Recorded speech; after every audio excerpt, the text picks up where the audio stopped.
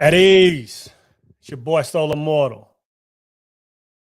Appreciate y'all chiming in early. I see 49 in, man. Let's go ahead and get the 49 likes. Y'all know this is gonna be a fire conversation. Y'all know this is gonna be a fire conversation, man. So a funny thing happened, right? So I got a call about a week ago, give or take, and it was a representative from Fox, right? And they had invited me onto a broadcast to discuss something that's very vital to relationships, right? Monogamy. And there was a lot of discussion between monogamy, cheating, polygamy, like what was the best means of mankind to be moving, right? And the thing that struck me is kind of odd is, in my mind, I've always been pro one direction, right? But it struck me odd is the conversation, man, from both men and women, and it kind of just opened my eyes to people seeing the world different, you know. And I said, well, let me take this back to my tribe, right? I said, let me take this back to the people that I chop with on a regular basis, which is my family, which is you. I say, let me see what the family thinks about this whole thing, right? So today, brothers, today, sisters, we're going to be talking about all things monogamy. Let's talk about it.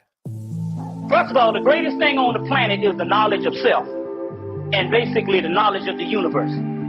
For the mere fact that you are even interested in this or remotely interested in this at this particular time when shit is going on crazy out here, it means that you are the special evolved beings. Stop thinking like a human. You got to start thinking as a God. G-O-D, generator, operator, and destroyer. Is it not written in your law that ye are God? John chapter 10, verse 34, 35. But what is the whole of is that the actual gods do not realize they're God.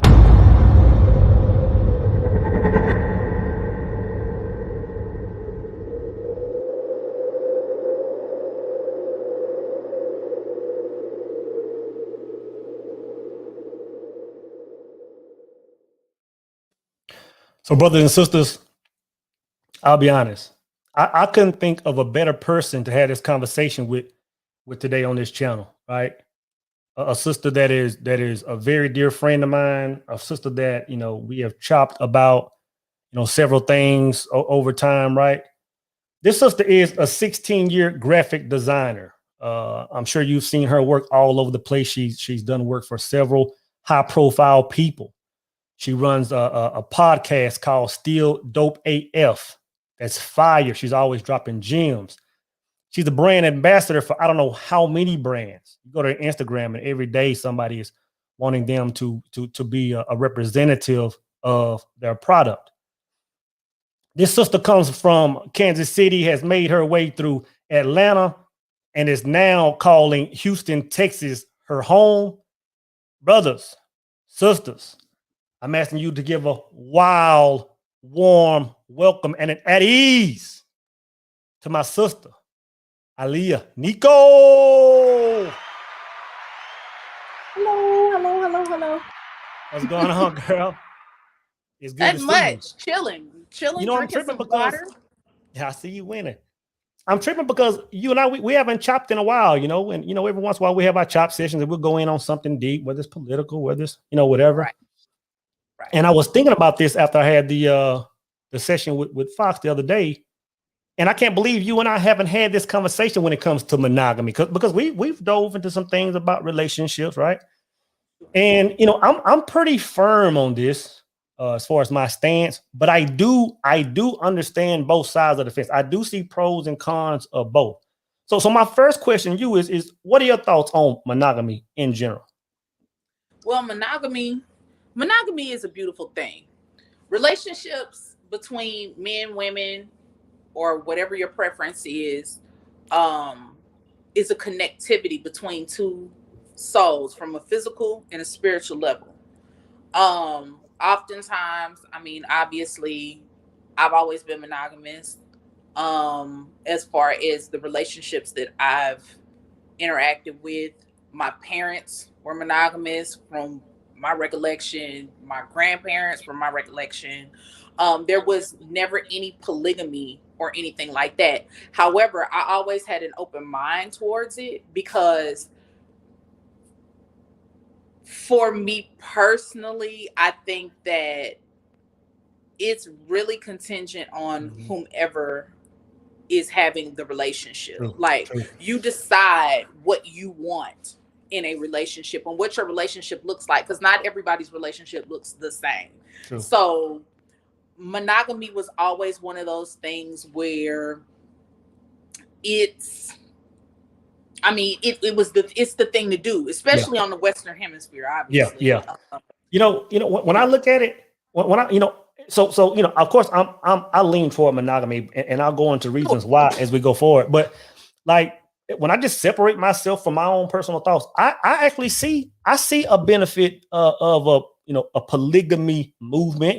When I look at the ratio of men to women, when I look at the brothers that's in prison, when I look at the brother, when I look at that and I look at repairing us as a culture, I definitely see, if one man could have 3 or 4 wives and can move in that manner, like it would fast forward our progress like rapidly if it ran a certain way, because you would have less women, it'd be less single mothers, less women move, it would just, in 100 years and 200, 300 years, it would put us so far ahead, right? But at the same time, I look at like our culture, I look at our music, right? I look at like the television shows, I look at just the way we are as human, as a culture, and it just doesn't work in my mind. Like I've seen this work, I spent some time overseas, and I've seen brothers with 3 or 4 wives, and I see how they move.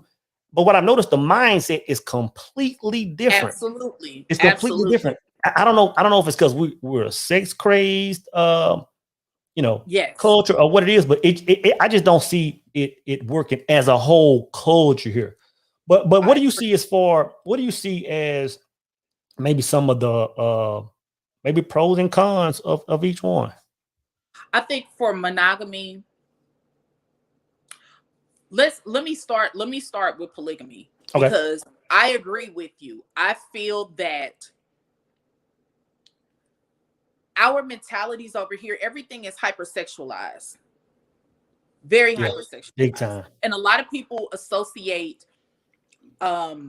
polygamy, this sense of polygamy now, not, like back in the indigenous days or whatever the case may be, but like now it's more perverse than it is nation building, which is actually what it was supposed to be, what it is supposed to be. True. See, people have different mindsets overseas. They have, everybody has a sexual mindset because sex is a natural thing, but hypersexuality is more prevalent here than it is over there. I agree. You know what I mean? And if you are not in alignment and you are not operating from your crown chakra, I agree, and you're in your lower self, 9 times out of 10, you're going to be led with that. And most people that are diving into polygamy, polyamory, and all of these things are not necessarily thinking from a nation building standpoint. It's more so from a sexual standpoint. Oh, I can, be with this person and be with that person, at the same time. Of course, everybody in that relationship would have to be in alignment. They would all have to be with it. You know what I mean? I think, regardless of which way we start, I think all roads end at a person choosing the right person. That's right. I think it goes back to the culture. I think why, why a lot of people are cheating. I think the reason why a lot of people are getting divorced is because we're choosing wrong. The culture, the music, the movies, everything is saying, get the shorty this thick, get the shorty with the bang and this, get the shorty with the bag, get the, like I said today, and I made a video of this. People are choosing based on attraction as opposed to connection. There's a huge difference, Like I can think about, like when I think back to when I was married, right? I was dating my high school sweetheart, and that's why I got married to in my 20s. And I was thinking about this, right?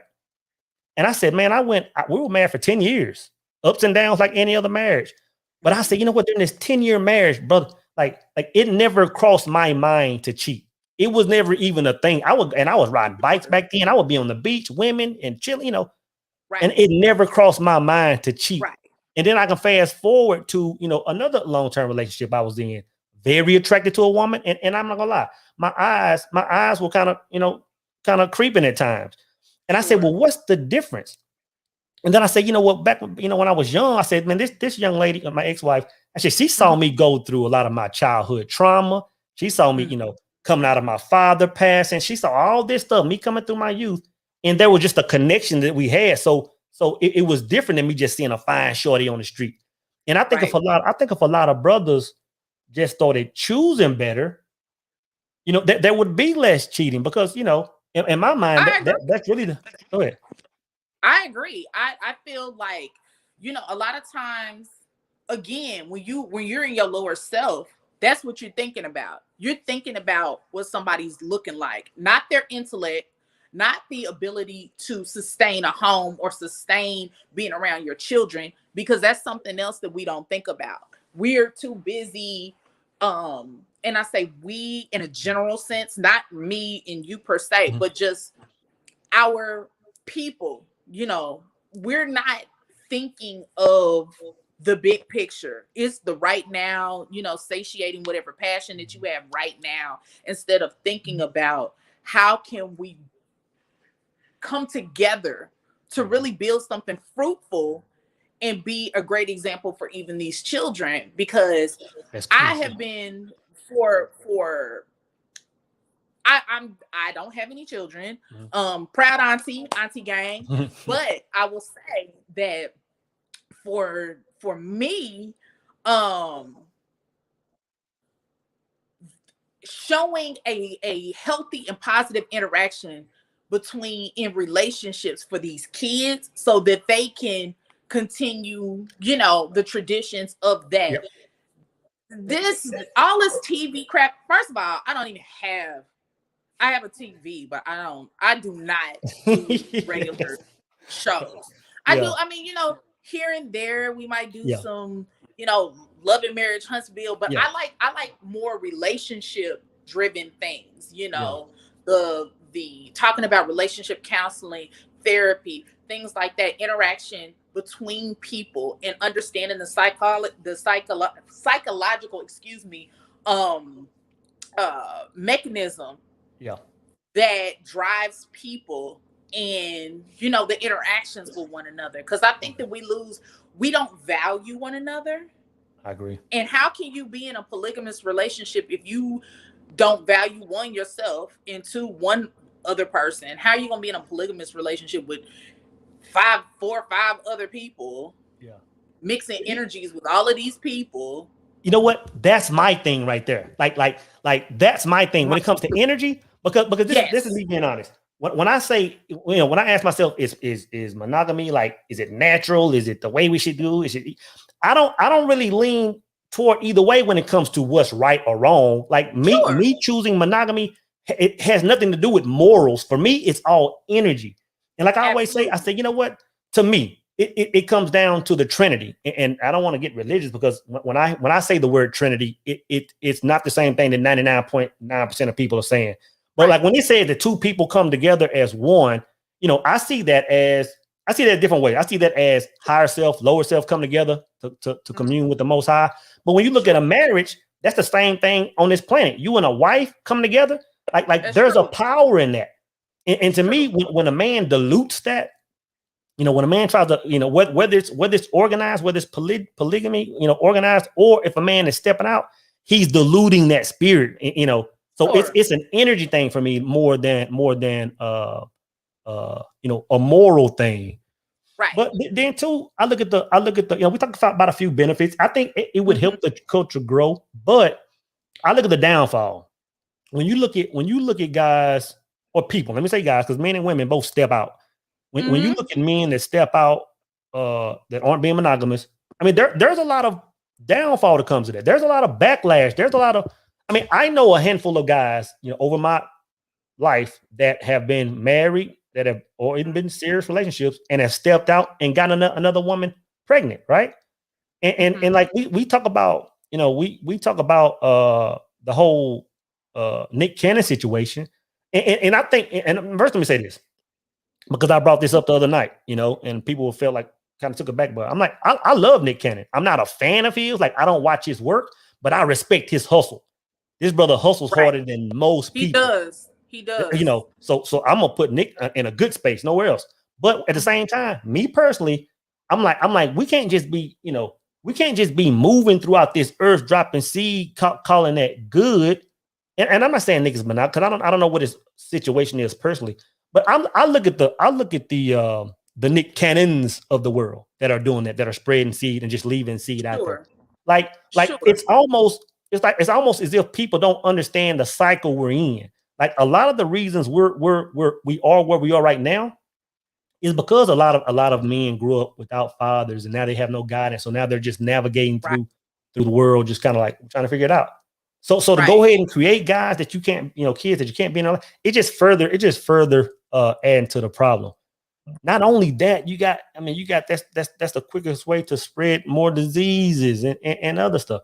It's just not a good look. But my thing is, like, a lot of guys are stepping out and cheating. A lot of guys are refusing to be monogamous because they don't feel like it's natural. Like I said, it's going back to the same reason they're picking the wrong partner. But I want to talk about why people cheat real quick, because normally I'm having this discussion with brothers, me and brothers get in a circle. And I know that when men are stepping out, when men are refusing to be monogamous, it's pretty much based on, like, a lot of women think that it's physical. 9 times out of 10 is not a physical thing. It's just no, a void. We can tell that it's not all. It's a void, because a brother, hey, real talk, because a brother will have a dime piece at home. I'm telling you, as a man, that is true. I'm telling you, a brother will have a dime. Listen, a brother will have a dime piece at home that's cooking, that's looking good, that's cleaning and doing all this stuff. But if she's missing the bus on, like, like, babe, I can't vent to you, or sometimes I want to talk, or something, he's gonna step out with a straight up one, and she's gonna be fulfilling his needs. So my question: Do women cheat for the same reasons? Yeah, we're a lot more alike than we like to say. Yeah. We are, because a lot of times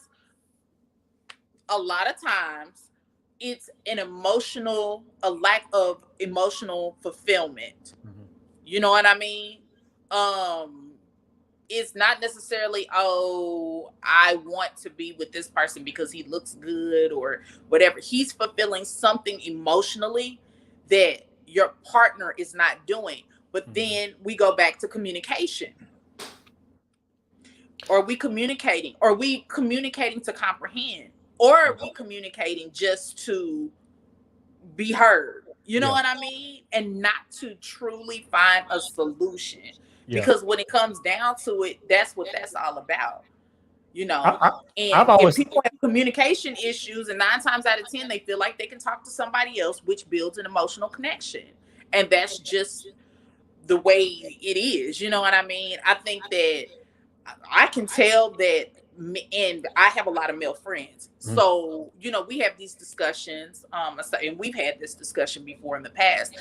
It's one of them things where, because we haven't properly healed on an individual level, it's hard to come together with someone else if you're not healed and you don't value yourself and you don't value different aspects of your life that have created the person that you are.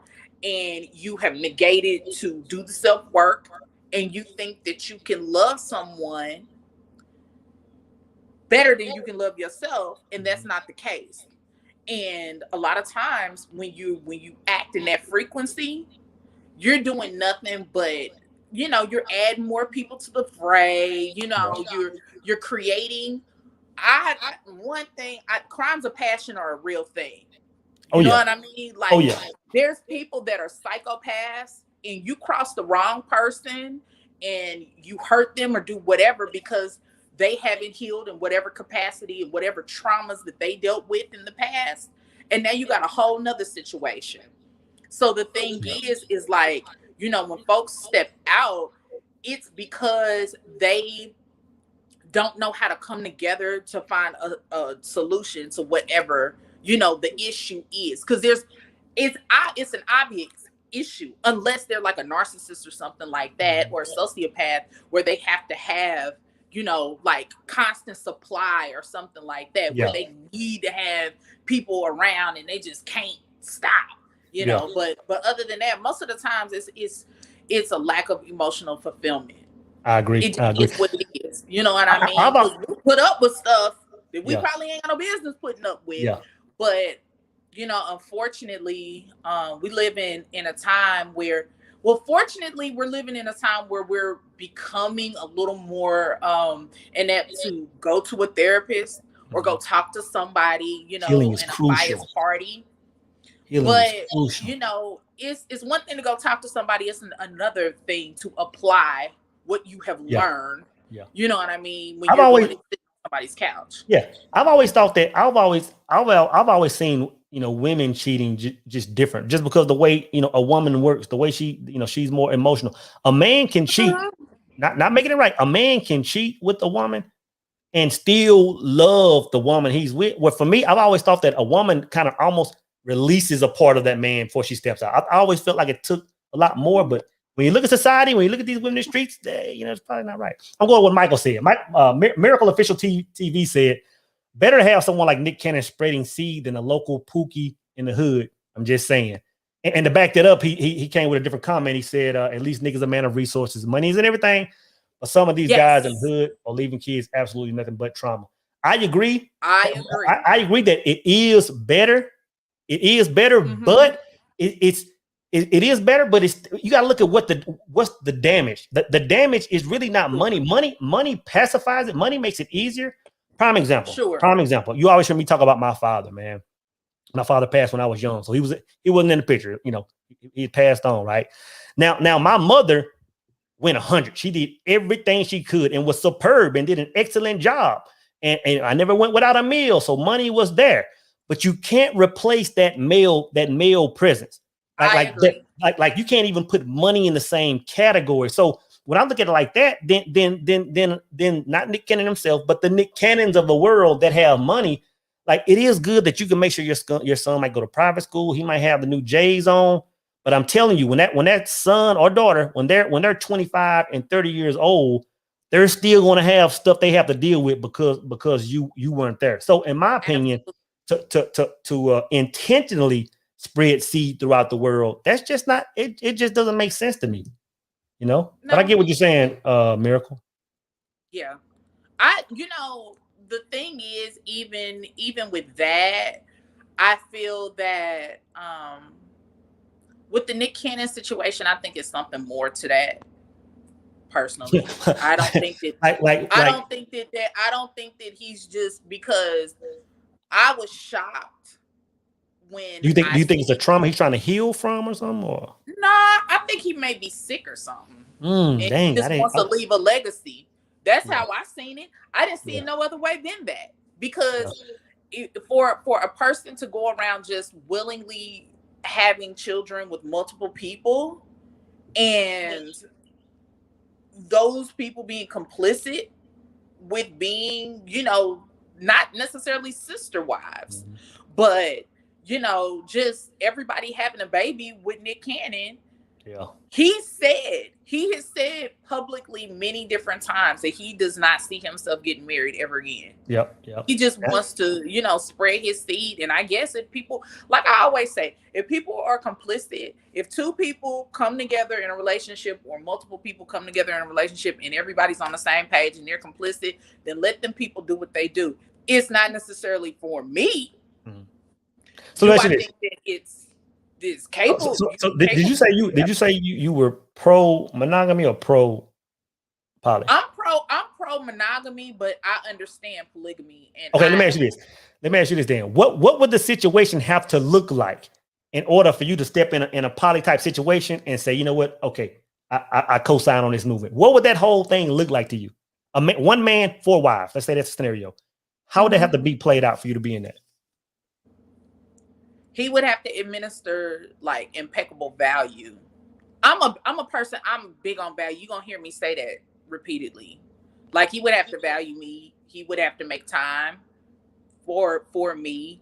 And it doesn't necessarily have to be an equal amount of time, because I don't even like to look at things like that per se. You know, like, oh, everybody, you know, get their, you know, everybody gets 20 minutes. No. But just be able to fulfill, be there emotionally, be there from a spiritual perspective, we be in alignment.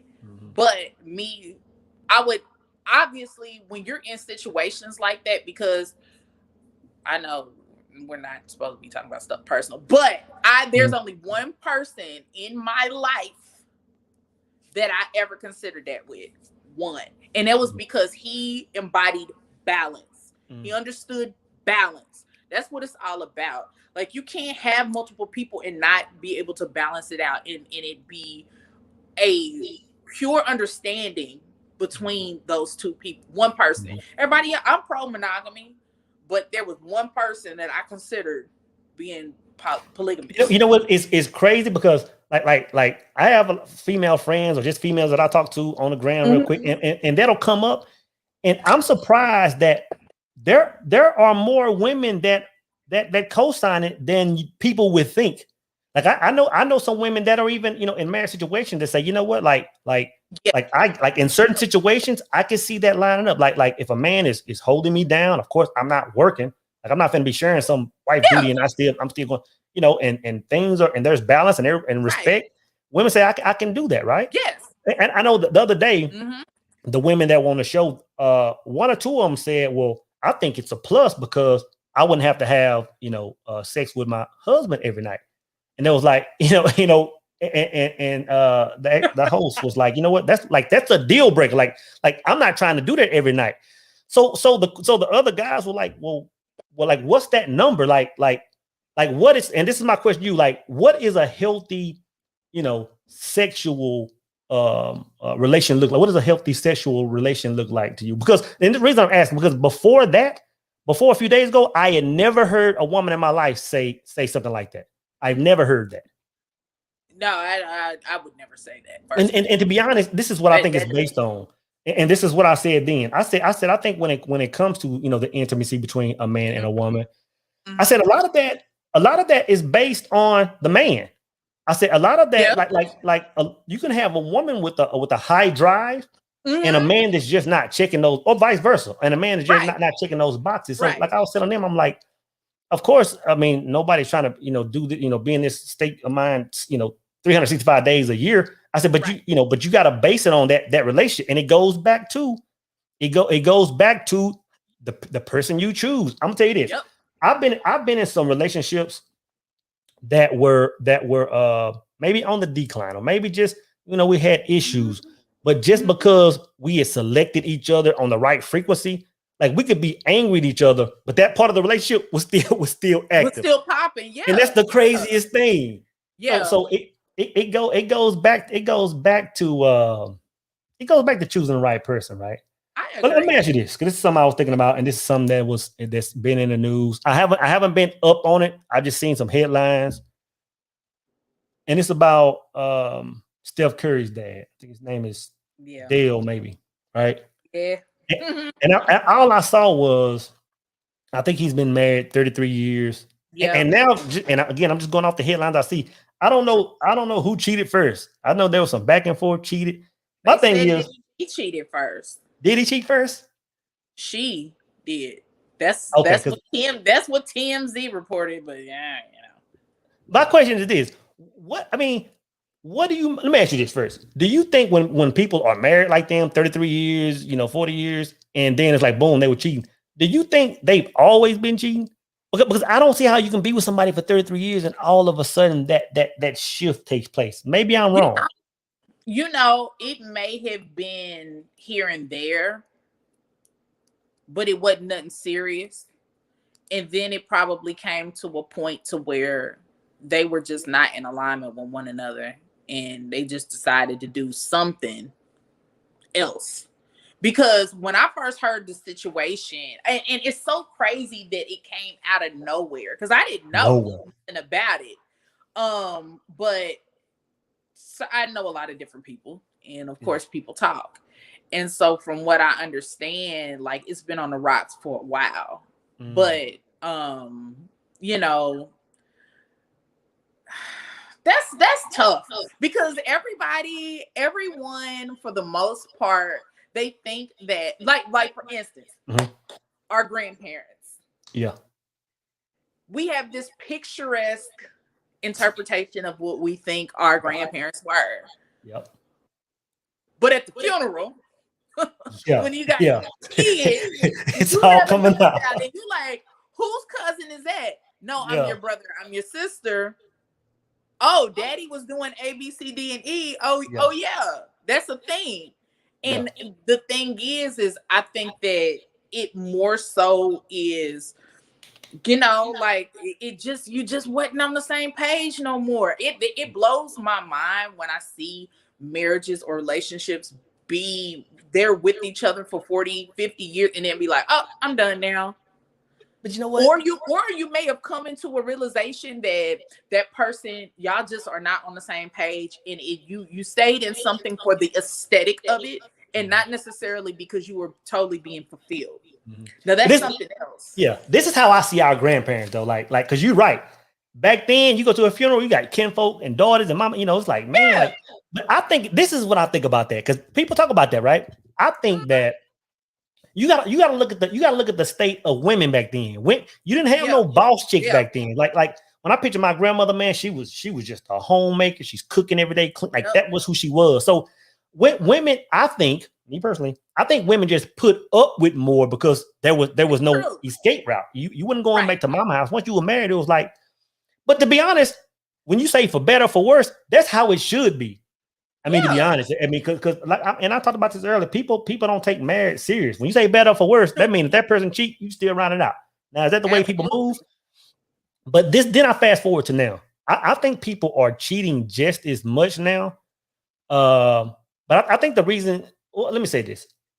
I do think they're cheating just as much, but I think it's suppressed a little bit more because of social media. Like people like back then, I think men were just having kids. Like, you know what, we just walk like I can have a kid in the same city and nobody know. And nobody with social media now, you can't even have a child overseas without somebody finding out. So I think that's why it kind of toned down on men just being as reckless. But I think people still cheat just as much. Now, to be honest, I don't think women cheated as much back then. Because one, there was no social media, and two, most of them were homemakers. So all they saw was home. Absolutely, most of them were homemakers. But now the only time it was anything like that was, say, for instance, if their husband was military or something like that, and they stepped out. That would be the only time, which that actually happened more. You know, I'll say this. Well, let's even go a step further. It may not have never just been talked about. You know what I mean? Like, it just wasn't something that was discussed. But it could have been happening because, again, most men had to enlist in the military at that time. That was a mandatory thing, unless you were someone that had been hurt before, or I forgot all of the different legalities in the different criteria for it, but there were a lot of women that they had side babies too. It just wasn't talked about. It's more prevalent with men than it is with women. And I think, like I said before, we're a lot more alike than we think, because this is my issue with all of this. People negate to remember that we all embody masculine and feminine traits. I agree. And energy. And when we're either more masculine or we're more feminine, contingent on the vessel. But that's what it's all about. So you got some women, I'm sure, that were more so in their feminine essence. you know, being a homemaker, being a nurturer, being Yeah. that.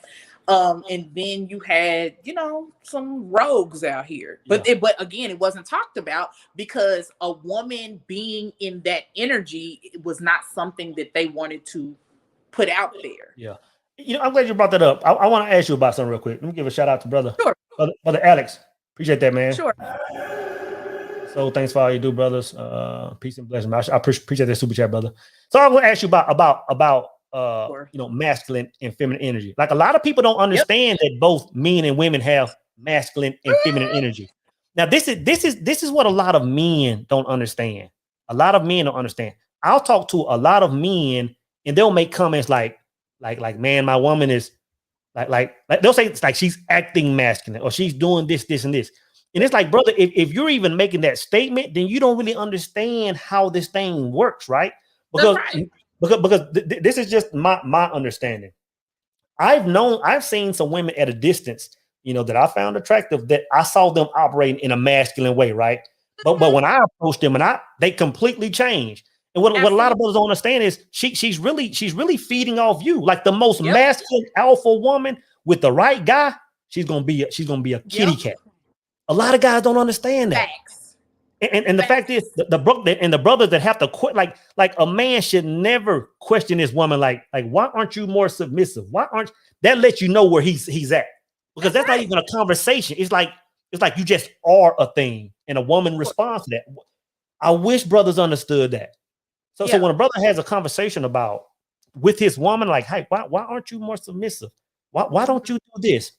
That's furthermore letting his woman know that she shouldn't be there. Because a man doesn't question that, right? So do you have any? Do you see that? Do you see what do you see that out in the dating world? Do you date some guys that make you more feminine? Does it alter the way you respond to them? Absolutely. Well, it just confirms what I've always been saying. Respond to your energy. I know if you a B, I can't say it out, man.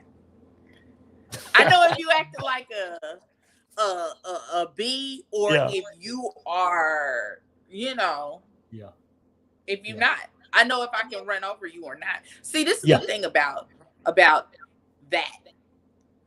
Women, we don't like pushover unless you are alpha female. There are some women that operate more in their masculine and some men that operate more in their feminine, and it works.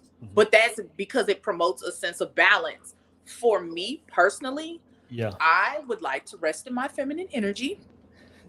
I have been one that have been more in my masculine energy, and we have to understand the dynamics even of that. Because we don't, you know, like we think that it's just the cooking and cleaning. No, it's you asserting yourself more is a masculine trait. For instance, if you're dating somebody and you're constantly calling them and checking on them, you may think that that is feminine. No, it's not. You're asserting yourself and you're chasing, which is a masculine trait. But I don't know. Hold up. Look like that because it's an assertion. See, this is the thing. Break that down, because right now I'm in disagreement with you, but I want to hear. Okay, sure. Anytime you overly do something and you are asserting yourself, remember we have masculine and feminine.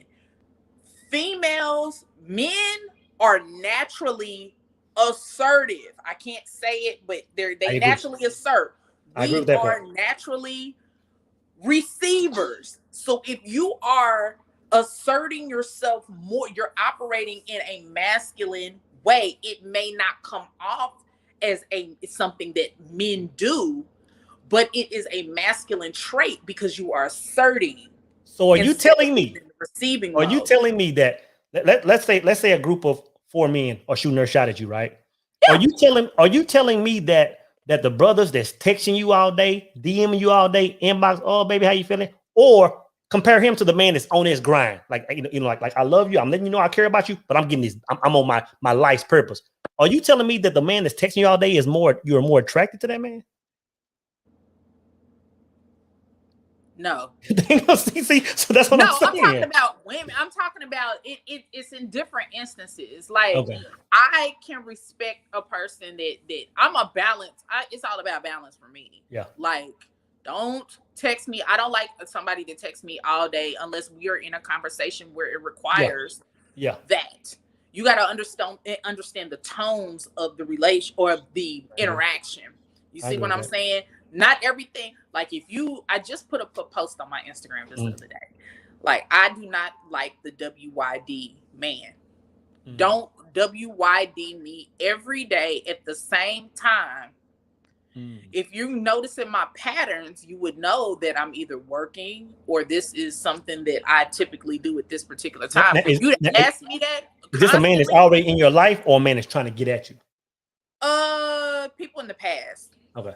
People. No, I'm saying the scenario, like if a guy just in your DM, because I heard a lot of women say, man, you know what? Like, I like this guy, but he comes to my DM, he's just like kind of vague. Like, what do you like? Yes. What do you do? So, are you talking about that guy, or are you talking about a man that you're in a relationship with? And he's just WYD. No, somebody who's trying to get at you. Okay.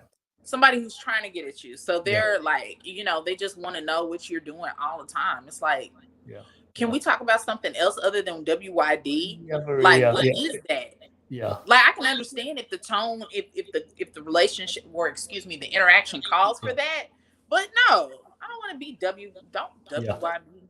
I'll talk about you. Yeah, I feel you. And I heard a lot of women saying that, like, I like this guy, but he's not even. That's what he's coming with, the WYD or just some vague statement. And guys just need to learn how to capitalize on or show intention. It's really about intention. It's about intention, and some people don't know how to effectively communicate. So it might be some people that come off very. I've been told that I am very intimidating, and I don't know why. Because I'm very welcoming, like, conversations and stuff like that. I consider myself to be a conversationalist. So that is a person you're projecting whatever it is that you need to work on onto me. Yeah. Because you can't communicate with me because it's an open door. Like, anybody can communicate. But I'll say this. Knowing you, I can see how a guy that doesn't know himself would feel intimidated. Because when you get to talking, you get real, you get very passionate. And I can see how a guy that doesn't know himself would feel kind of threatened by that. So I mean, I get it. I'm talking about this. Adriana Thomas says, I get hollered at. I'm assuming, by married men all the time. Now that's huge. But this is the thing. It's just as bad on the other side. It's just like married women are looking for that same escape. Yeah. I'm telling you, when I got to the point where, I'm super introverted, but a couple of years ago when I, got to where I wanted to be, man, I started stepping out more. I might hit a spot on the weekend, right? Mm-hmm. There are more married women that will come up to me and be more aggressive than single women.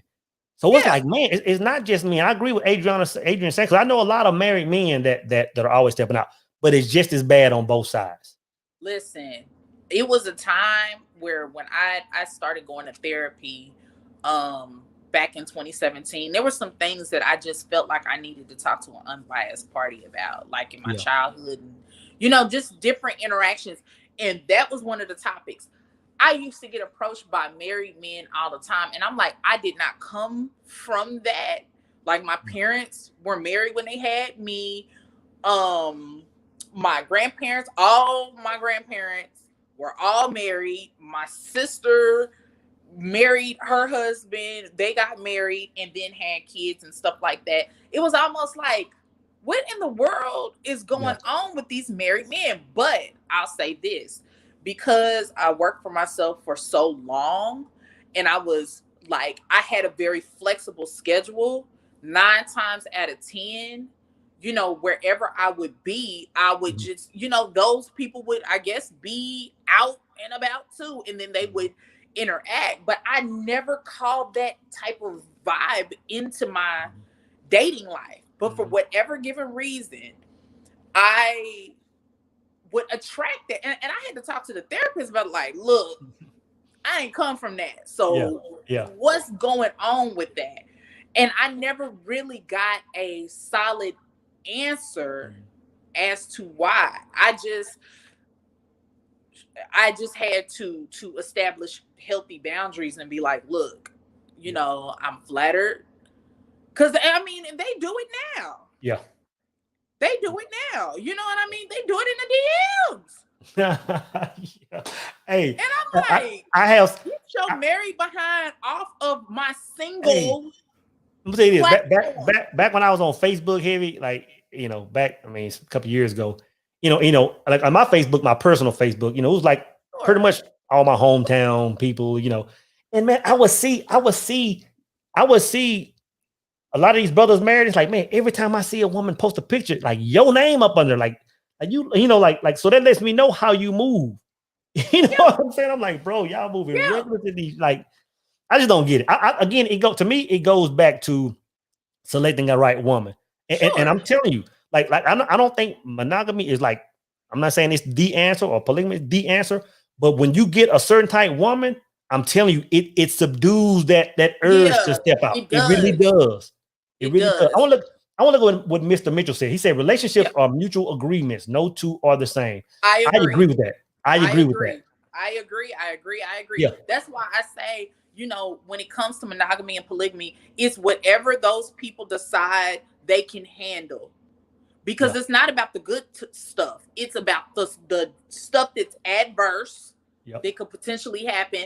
What are your deal breakers? What can you deal with? What can you not? There are some women that are okay with it. Going back to the question that you asked me before, and I didn't answer it. For instance, you know, with the whole sex thing, how many times is, you know, a healthy relationship? I would say 2 to 3. Yeah. I would say 2 to 3. I think that's because a fair if number. you think about it, I think that's the reason why that's fair is because one, semen retention is a thing. You know, men should practice that. And you can't always just unless you have a high sex drive. Some people do 3 to 4, some every day. It just kind of depends. But I think 2 to 3 would not over sexualize the relationship, and it allow for other types of intimacy, not just you know, just physical intimacy. I mean, and that's a contingent on your love language, whatever that is. Very physical true. touch might be your love language, so you may assert yourself in a loving way in that way. But again, that comes down to you and whoever you with coming together on that and being, you know, and being open and honest about that. Yeah. My brother Marcus Davis, he tells no lies. He tells no lies. Yeah. He's not lying, because I have, like, I've had girlfriends in the past be like, girl, I just want to, and I'm like, girl, get something to do. Yeah. Get something to do. Like that I don't like WYD. Let me ask you this. Appreciate that, Marcus, man. That's fact. I'm glad you put that out there, bro. Yeah. Let me ask you this. What do you think about? I mean, remember this, women not really approaching a man, but women showing interest. And I'll tell you why I'm asking, right? Because I was talking to a friend of mine, and we're just talking about, you know, conversations that I have with women. I talk to a lot of women. I have a lot of female friends. And nothing wrong with that. As much as men say, oh, you can't have, I have far more female friends than I have male friends. And when I say friends, I mean like we can meet up, we can chop, we can have drinks and dinner and laugh and talk and dip. It's like, I don't understand how most men can't move like that. You know, but my question is, their lower selves. I guess so, because they don't make sense to me. I'm like, man, I'd rather hang around women. You and your lower self. But my thing is this. But the problem it causes for me is when a woman is interested, I don't know it. Like it's hard for me to tell, because if a woman comes to me and she got this friend vibe, it's like, man, we cool. Like if that's how you coming to me, that's how I'm gonna treat it. You know, so it's like, what are your thoughts on women? Because a lot of women are like, no, I'll never pursue a guy. You know, like I'll jump in his DM box and say WYD or whatever. But what are your thoughts on a woman kind of crossing that line and saying, hey, you know what? I am interested in you. I think that it's healthy. I think that it's something that if the vibe is there, and you are a confident woman, and you can say, hey, I think you're attractive, and I'd like to get to know you better. Like, it's not this stuff is hard. It's not as hard as people think it is. You know what I mean? Like, if the vibe is there and you want to shoot your shot, shoot your shot. For instance, there's a good friend of mine. His name is Deshaun, and he said that about his fiance. She was the girl on Glee, the black girl on Glee. I know the name of the show. She's very confident, and she came in his DM. You know what I'm saying? Like that's and they're engaged now and about to get married. Like, my thing is like, I don't think that there's anything wrong with a woman shooting her shot. And here's a little, I shouldn't be saying, I don't care, whatever. Yeah. Listen, we shoot our shot all the time. If y'all don't pick up on the little signs, you got to understand psychology of people in order to pick up on these signs and patterns and stuff. Yeah. We go and we'll like a whole bunch of your pictures. All right, now the ball's in your court. So let me ask you this. So when a woman likes a lot of your pictures, like in series, that means she's trying to shoot? Sometimes. Okay, well, hey, you gotta listen. If she go and she likes your pictures, or right after, I know I've done that before. Yeah.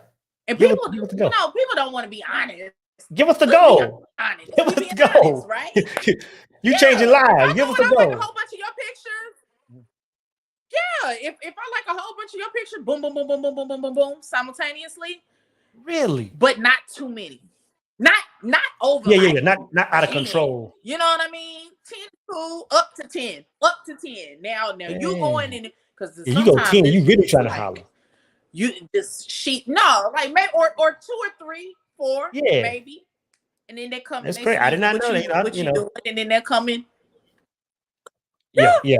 But see, my thing is too, like, as a man, I don't think I don't think it's healthy for a man to shoot his shot. My thing is, I think a man needs to put a woman in position to shoot hers, and this is why I say that. Because most of the time, when a man, if say for example, if a man comes to your DM and goes to your page, right, and he's like, man, I think she's fly, and he goes to your DM and he's like, hey, whatever his line is, some lame lines out there, so I don't know. Yeah. Automatically, most women say, well, just because this guy came at me, then he like I've already reached that bar, because it goes back to the whole hypergamous thing. It's like if a man comes to my DM, it's like, well, a woman's like, if he's in my DM, then I can do better because he's already trying to get me. So I can tell you, throughout the 45 years of my life, let me say that, a lot of times if I come in a woman with this aggressive, unless she's already feeling me hard, if she kind of just like, if she sees me coming her with this aggression, like, like I'm feeling you, I've seen it push women back. But when I say put a woman in position, it's like, you know what? I can go and have a conversation with a woman, cold approach. Don't even know her. Restaurant, I'm by myself, she's by myself, and have a genuine 2-hour conversation over drinks and never let her know I'm interested. Right. And I won't even cross that line until she makes that one line, like, it's about reading. When she crosses that line, then it's like, that's my go. Exactly. Yes. And a lot of guys, if they cross that line too fast, it's like, whoa. It's like, because they're not paying attention. They don't be paying attention. They too busy, trying to get to the end result instead of watching the patterns of how this thing goes. Yeah. Everybody does the same thing. You're just not paying attention because you're too busy trying to get to what you're trying to get to. Yeah. But the thing is, I think it changes a man's energy when every woman he interacts with, he doesn't have to holler at. But because like a lot of men is like, if I'm talking to a woman, that must mean I'm trying to get a number. I'm trying to do this. It's like, dang, bro, like you can't. And a lot of men don't understand that if they could just change that energy, like, well, every woman I holler at, I ain't gotta shoot my shot. Right. It changes the man's energy. I have some women that, again, we're just friends, and like we can have just back and forth deep dialogue because they don't even feel that threat. But this is what I think it comes down to. I think it comes down to like I've never had a issue with getting women. I think it's when a man is in that deprived state where it's like, man, my DM's dry, my phone is dry, my data. Yep. I think that's the kind of man that's in that always up, I got to get somebody. When a man is good, when a man, quote unquote, if his DMs are full, he ain't got to holler at everybody. It's a different It's energy. a lack So, mentality. just like it's women. A lack mentality. You got a lack mentality if you have to assert yourself in that way. Yeah. If you rest, you know what I mean, and just let things kind of, it's the path of least resistance. Yeah. You know what I mean? Like if you don't worry about it and you let it come to you, allow for it to come to you. It's like if you are a person that works out, you have to allow. You can't constantly work out. You have to rest for your muscles to be able to recover so that they build. You know what I mean? And then it's a process. People are too busy just go, and they don't never just sit back and observe. Sit back. Don't be too passive. It's about balance again. Very true. Very true. We'll take a quick commercial break. We'll be right back, guys. He gives actual quotes that you probably never even heard before. He said that Henry Ford was aware of it. All of them were aware of it. This is the secret inner teachings that that Napoleon Hill was not necessarily able to give out. This is one of the things that's missing from the secret. You are actually a broadcast tower that's broadcasting energy into the universe. And you wonder why you get the results you get and the people show up in your life because it's what you're broadcasting.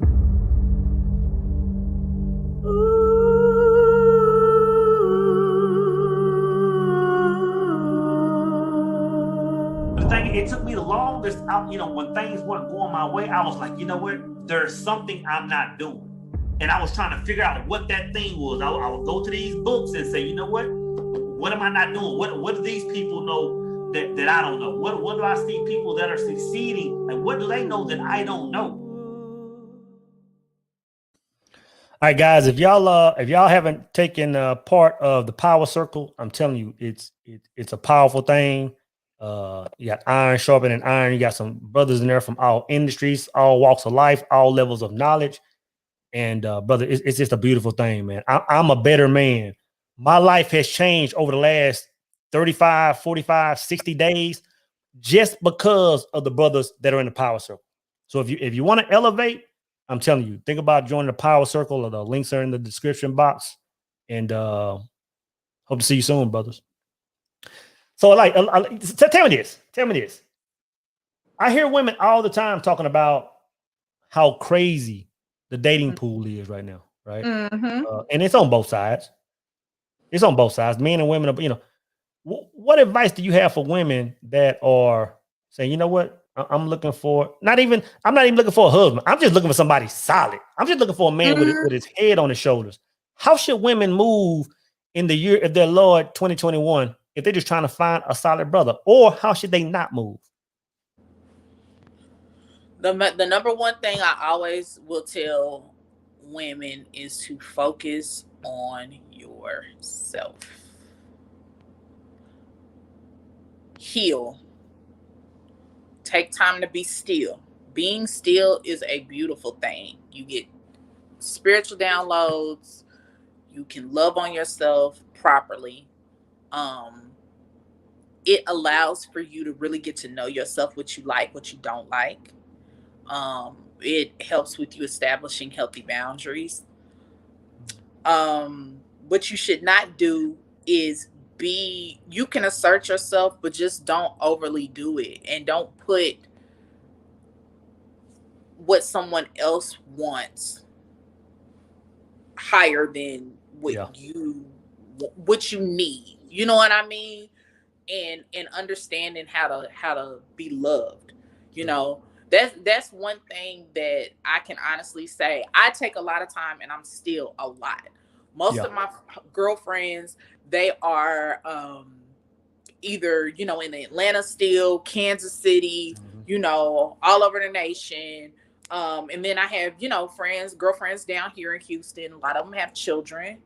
A lot of them are also entrepreneurs like myself, and you find yourself wanting companionship, because companionship is a beautiful thing. It's a gift, you know, truly, to be able to have that. But you want to make sure you come into a union with somebody and just really understand yourself and what you do and don't like. Like, you know, we are too, sometimes we want to get to that. And I've never been like this where I was like, had the wedding books and I was trying to, you know, get married and the wedding and getting the ring and wedding. And I always felt like the companionship part was the most important. The connectivity with somebody was the biggest part. But there was some things that from childhood traumas, you know, different things that needed to be dealt with so I can properly love another person.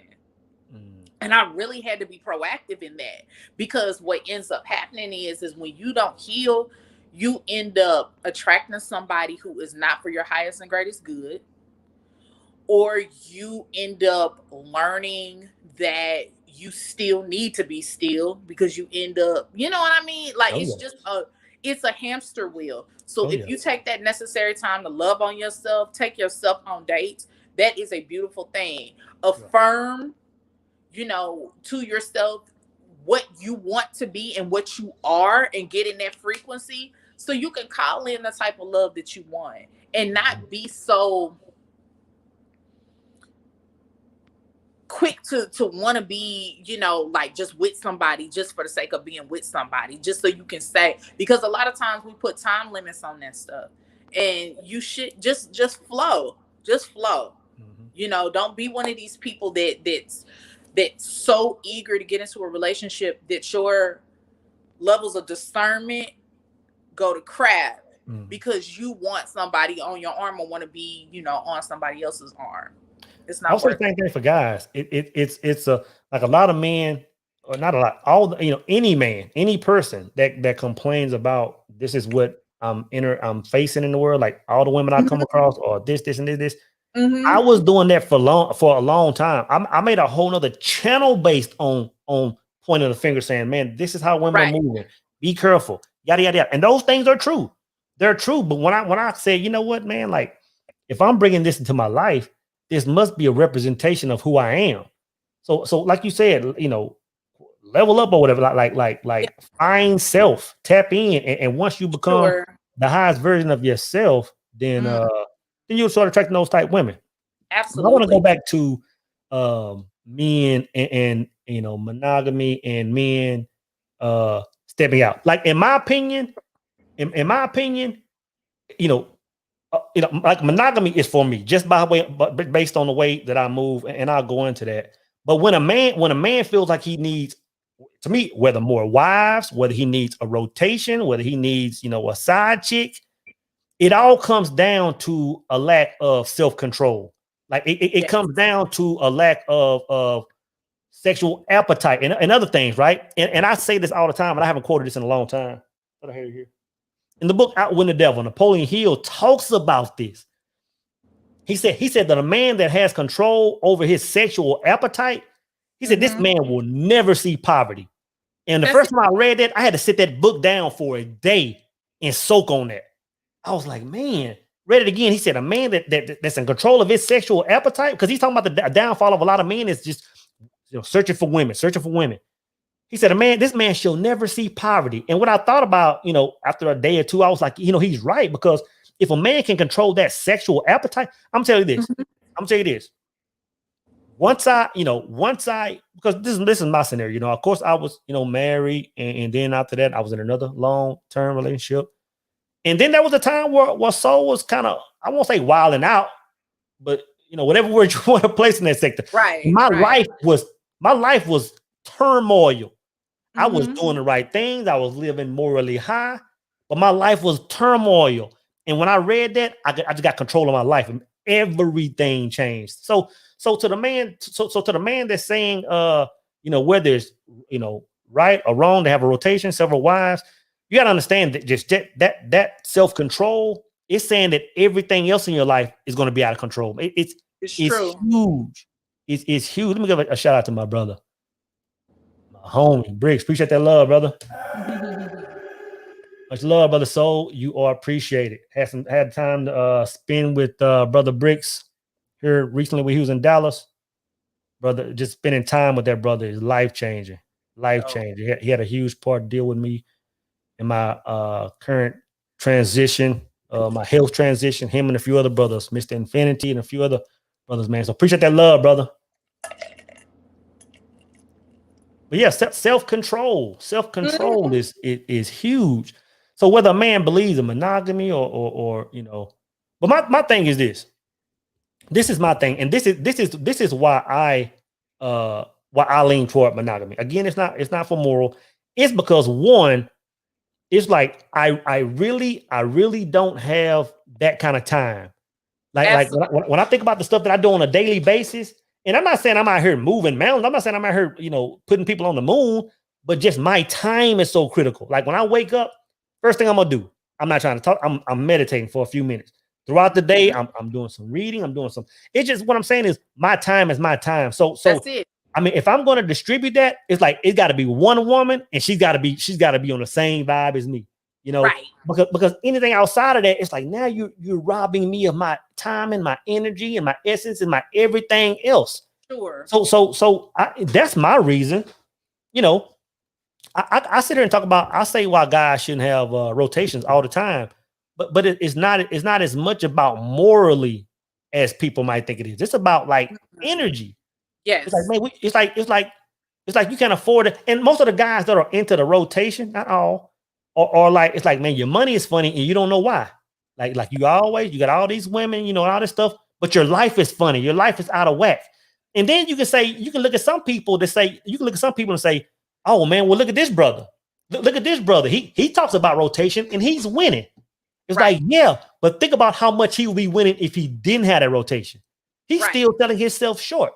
You know what I'm saying? So that's why I lean toward it. Yeah. But Fabrice Basline, I appreciate that super chat. Thank you, brother and sister, for keeping it 100. All right. Yeah, make sure y'all thanks, yeah, man. much love. Make sure y'all check out Alia's IG podcast. It's fire. I'm telling you, when she gets in that mode, it's just like, and that's where I see that, you know, if you say the guys say things about your strength, I can see that. I can see where they would take that, but I just see it as passion.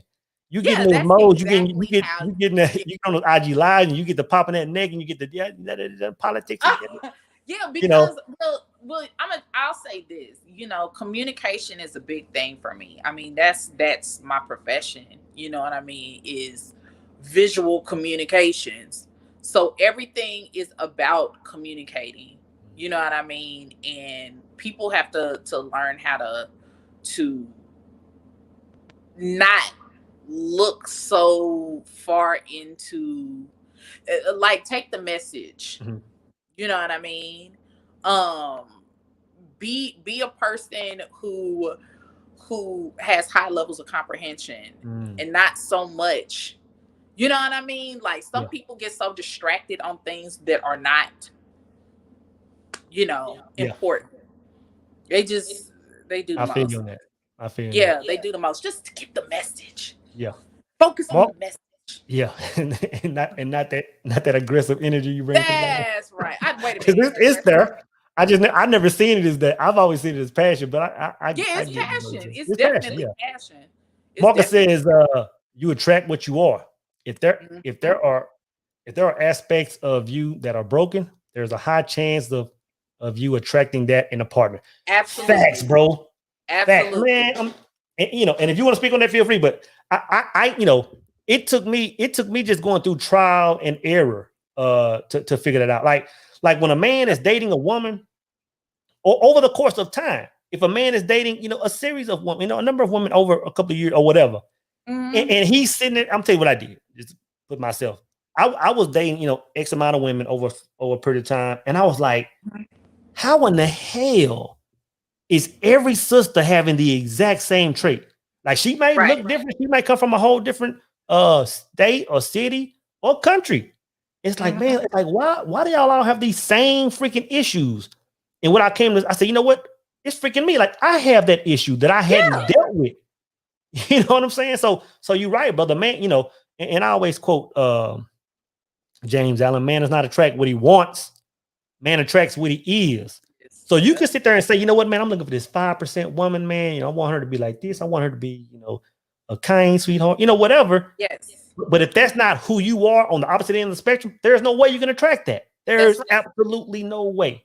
No way. Which is why that, again, the message that I had for my sisters, that's why I had that. You want to develop yourself to be the type of person that you will want to date.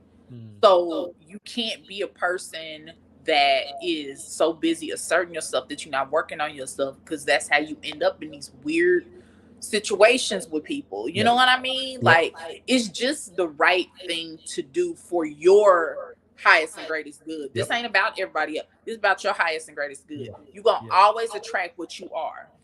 Friendships, business, even, like any peers, all of that, And the thing is like, once you know yourself, then everything else, it works itself out. The graphics man said self-control is everything. Everything. And that applies to all walks of life. Like even, we talked about a second ago, like, when a man controls his sexual appetite, like his whole world reflects on that, right?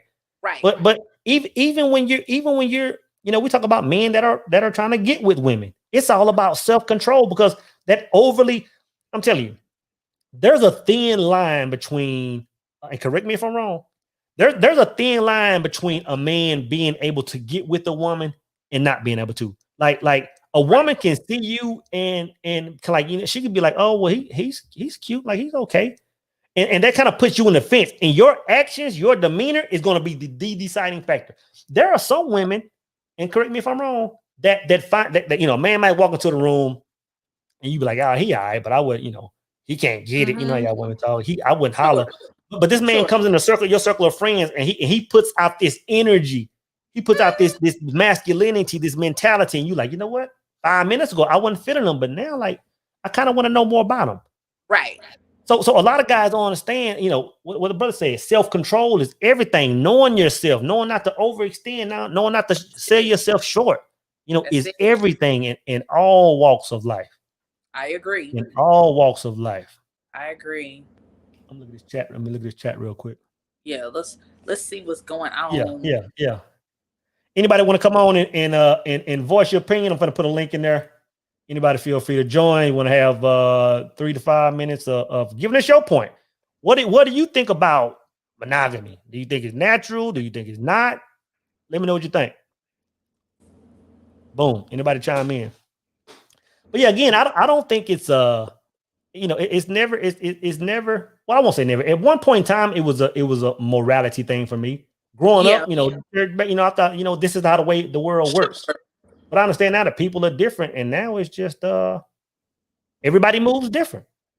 Everybody moves different. I'm with you, so I cannot do this whole all these different people. All of this, it's just too much. Like, I'd rather focus on me and my partner. Yeah, that's it. All of this extra, BS with having all these multiple. See, it's about quality over quantity. It is. You know facts. What I mean?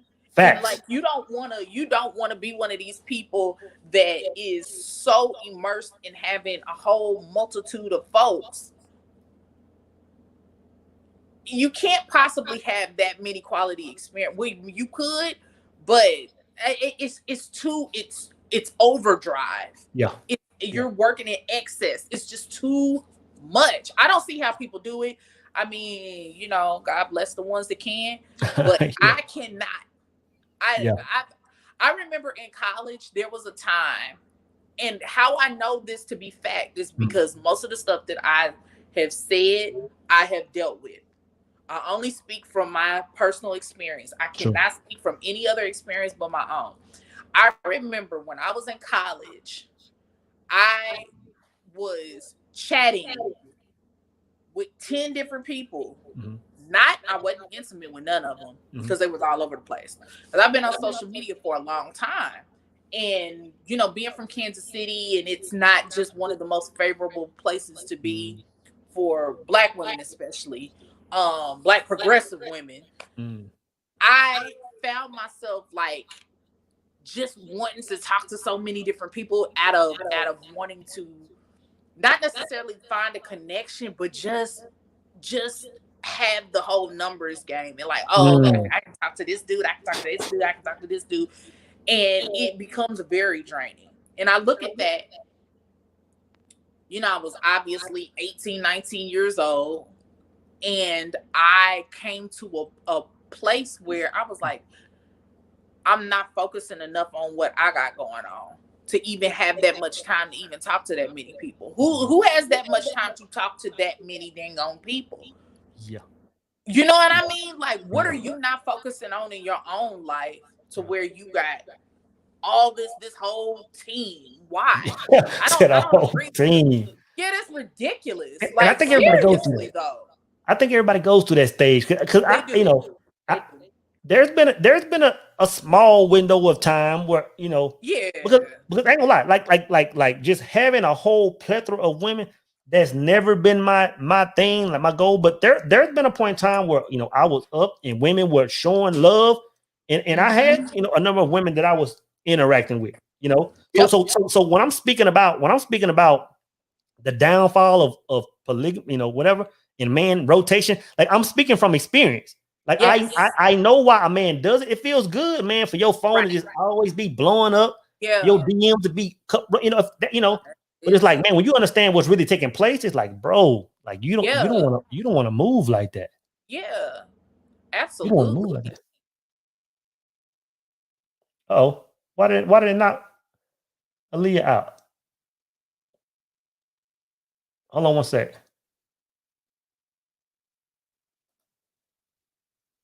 Hey, what's going on, Adriana? Oh, there she is. Sorry. Yeah. Okay. Accidentally pressed it. What's going on, Adriana? What's your take on it? Are you pro monogamy? Or are you pro polygamy? What's your take on it? AJ. You're on mute. Uh-oh. We can't hear you, sister.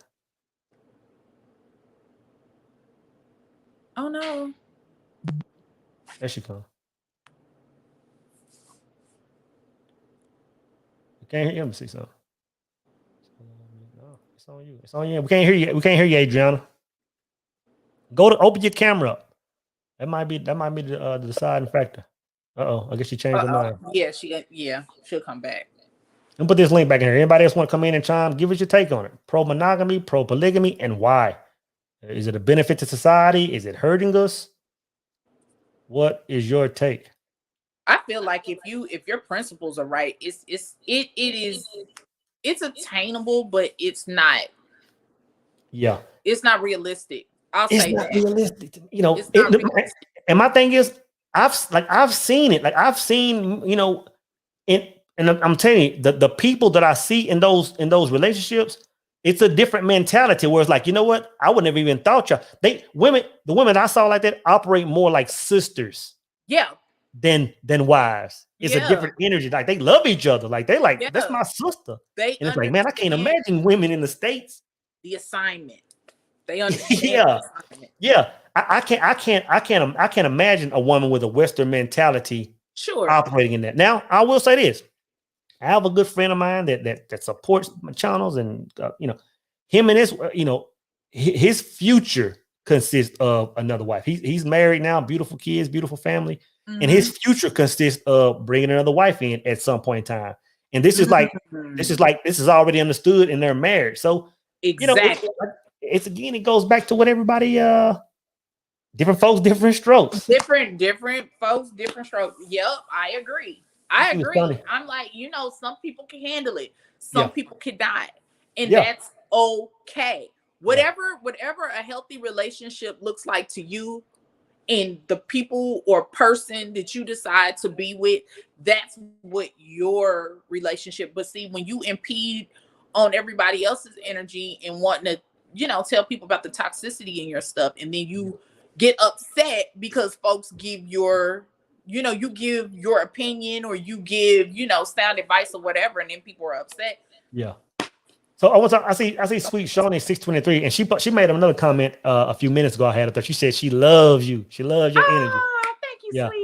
And here she says, people don't understand when you are with all these different people at one time, you start to pick up their energies. You don't know what they are carrying around. Spiritual STDs are hella real. Yes, I'm gonna they tell you this. are. I'm gonna tell you this. A lot of people don't understand that when they land with people, when they're sexually active with people, they're actually exchanging that, like you say, sexual STD, sexual energy, DNA, traits. Right. I've had and even when I'm in healthy relationships, I'll see a woman taking on traits as me that I have, and I'll see myself taking on little things that she would normally do. And I'm like, Yeah. I don't do that, and it's like that's real. So that makes a man have to be that much more cautious when he's entertaining a woman. It's like, man, like, how is she moving? Like, what's her mindset? Because I'm agreeing that even though I'm still running the show, I'm still quarterbacking this relationship, I'm agreeing that I'm gonna take on some of these traits. Right. You know what I'm saying? Right. That's why a man has to be so selective. Yep. Sweet Shoni, you dead on point. You dead on point. That's spiritual STD. That is a thing. Yeah, absolutely. Adriana is back. Absolutely. Yay. You good, Adriana? We still can't hear you, sister. I'm eager to know your take on this. You've been dropping jewels in the comment. Yes, she has. We still can't hear you. Uh-oh. We can't hear you. You got to hit that mute button. Or if you got Bluetooth on, sister, you probably got to cut that Bluetooth off or something. Mm-hmm. But yeah, spiritual STDs and spiritual energy is real. That's it. My man Parker says spiritual transmitted demons. Come on now. Now that's a word. Yeah. The thing is just being a lot more mindful and intentional with your actions. Yeah. And who you want in your life. Yeah. You know what I mean? It's just that is so important.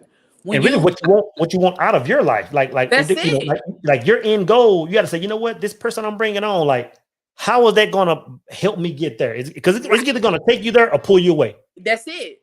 There's no way around it. There's no way. And I've tried to force that.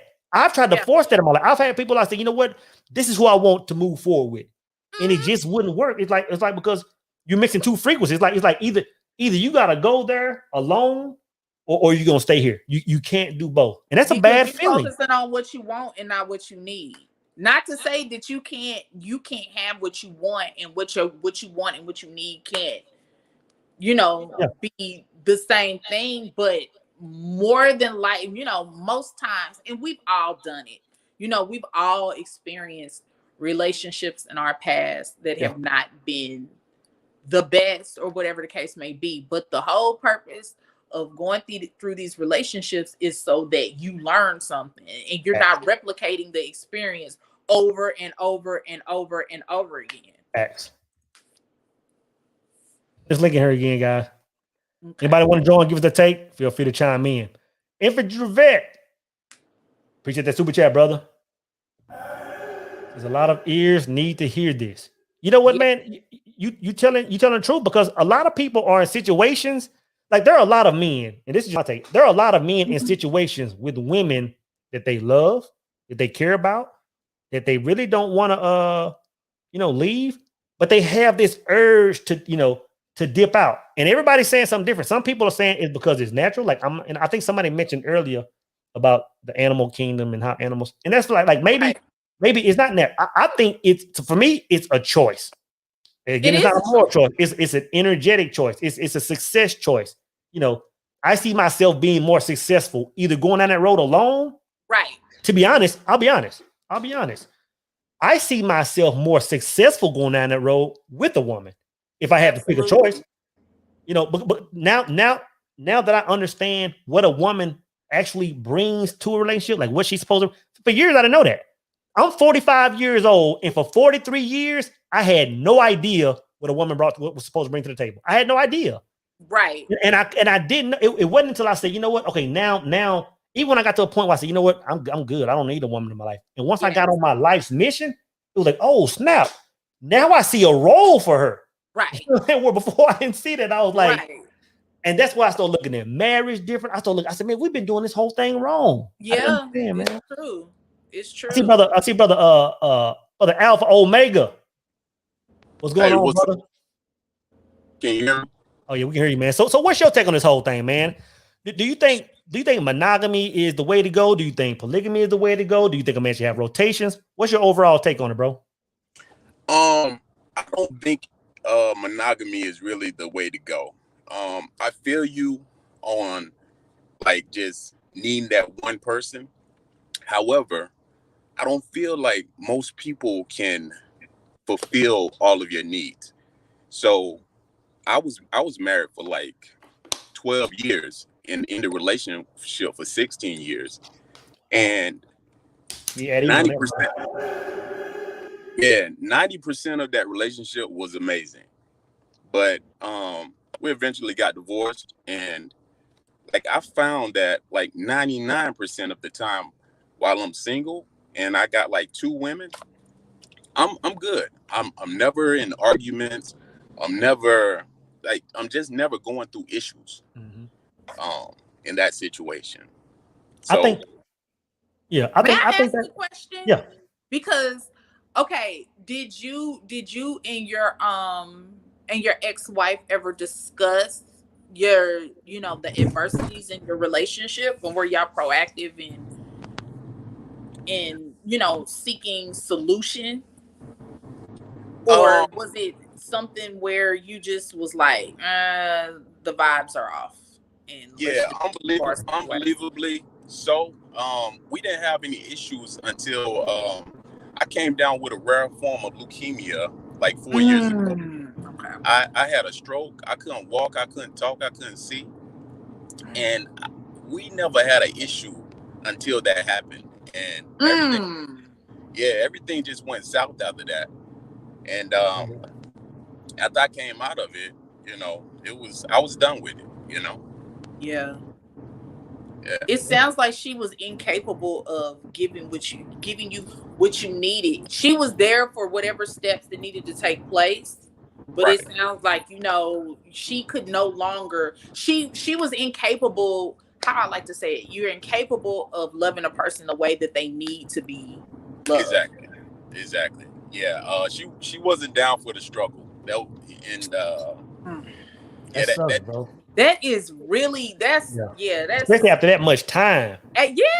That's what I'm saying, bro. But it looks like you pulled through, bro. Like, it looks like you're on the upper. Like your vibe. Just looking at you, your vibe is high.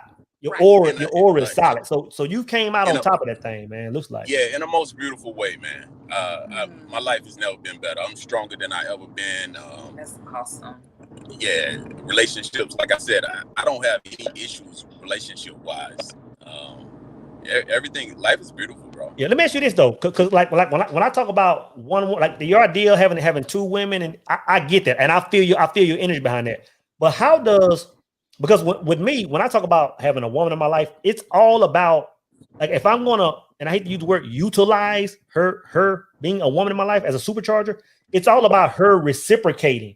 My thing for me personally about going multiple women, it becomes a challenge on that woman reciprocating, like attending to my love, like I need a woman to help me move in a certain direction, like whether that's cooking, whether it's me helping in life, whether it's doing that. Like, do you still get that reciprocation from both ends? Or because this is why I say that, normally if there's multiple women, it's more of a just sexual relationship. Like one woman comes one weekend, next weekend, and they're not in your lives like a partner. So do you get that partner experience where there's reciprocation, or is it just sexual gratification? Did I lose your brother? Yeah, it looks I think he's buffering. Yeah, he was driving. Yeah, I'm gonna give him about 3 more seconds.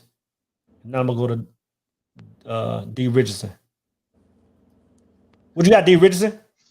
Are you pro monogamy? Are you pro? Are you anti? What are your thoughts on it? To me, it really just seems like more of a personal preference, what you can, handle in a relationship and whatnot. But I had a question for y'all.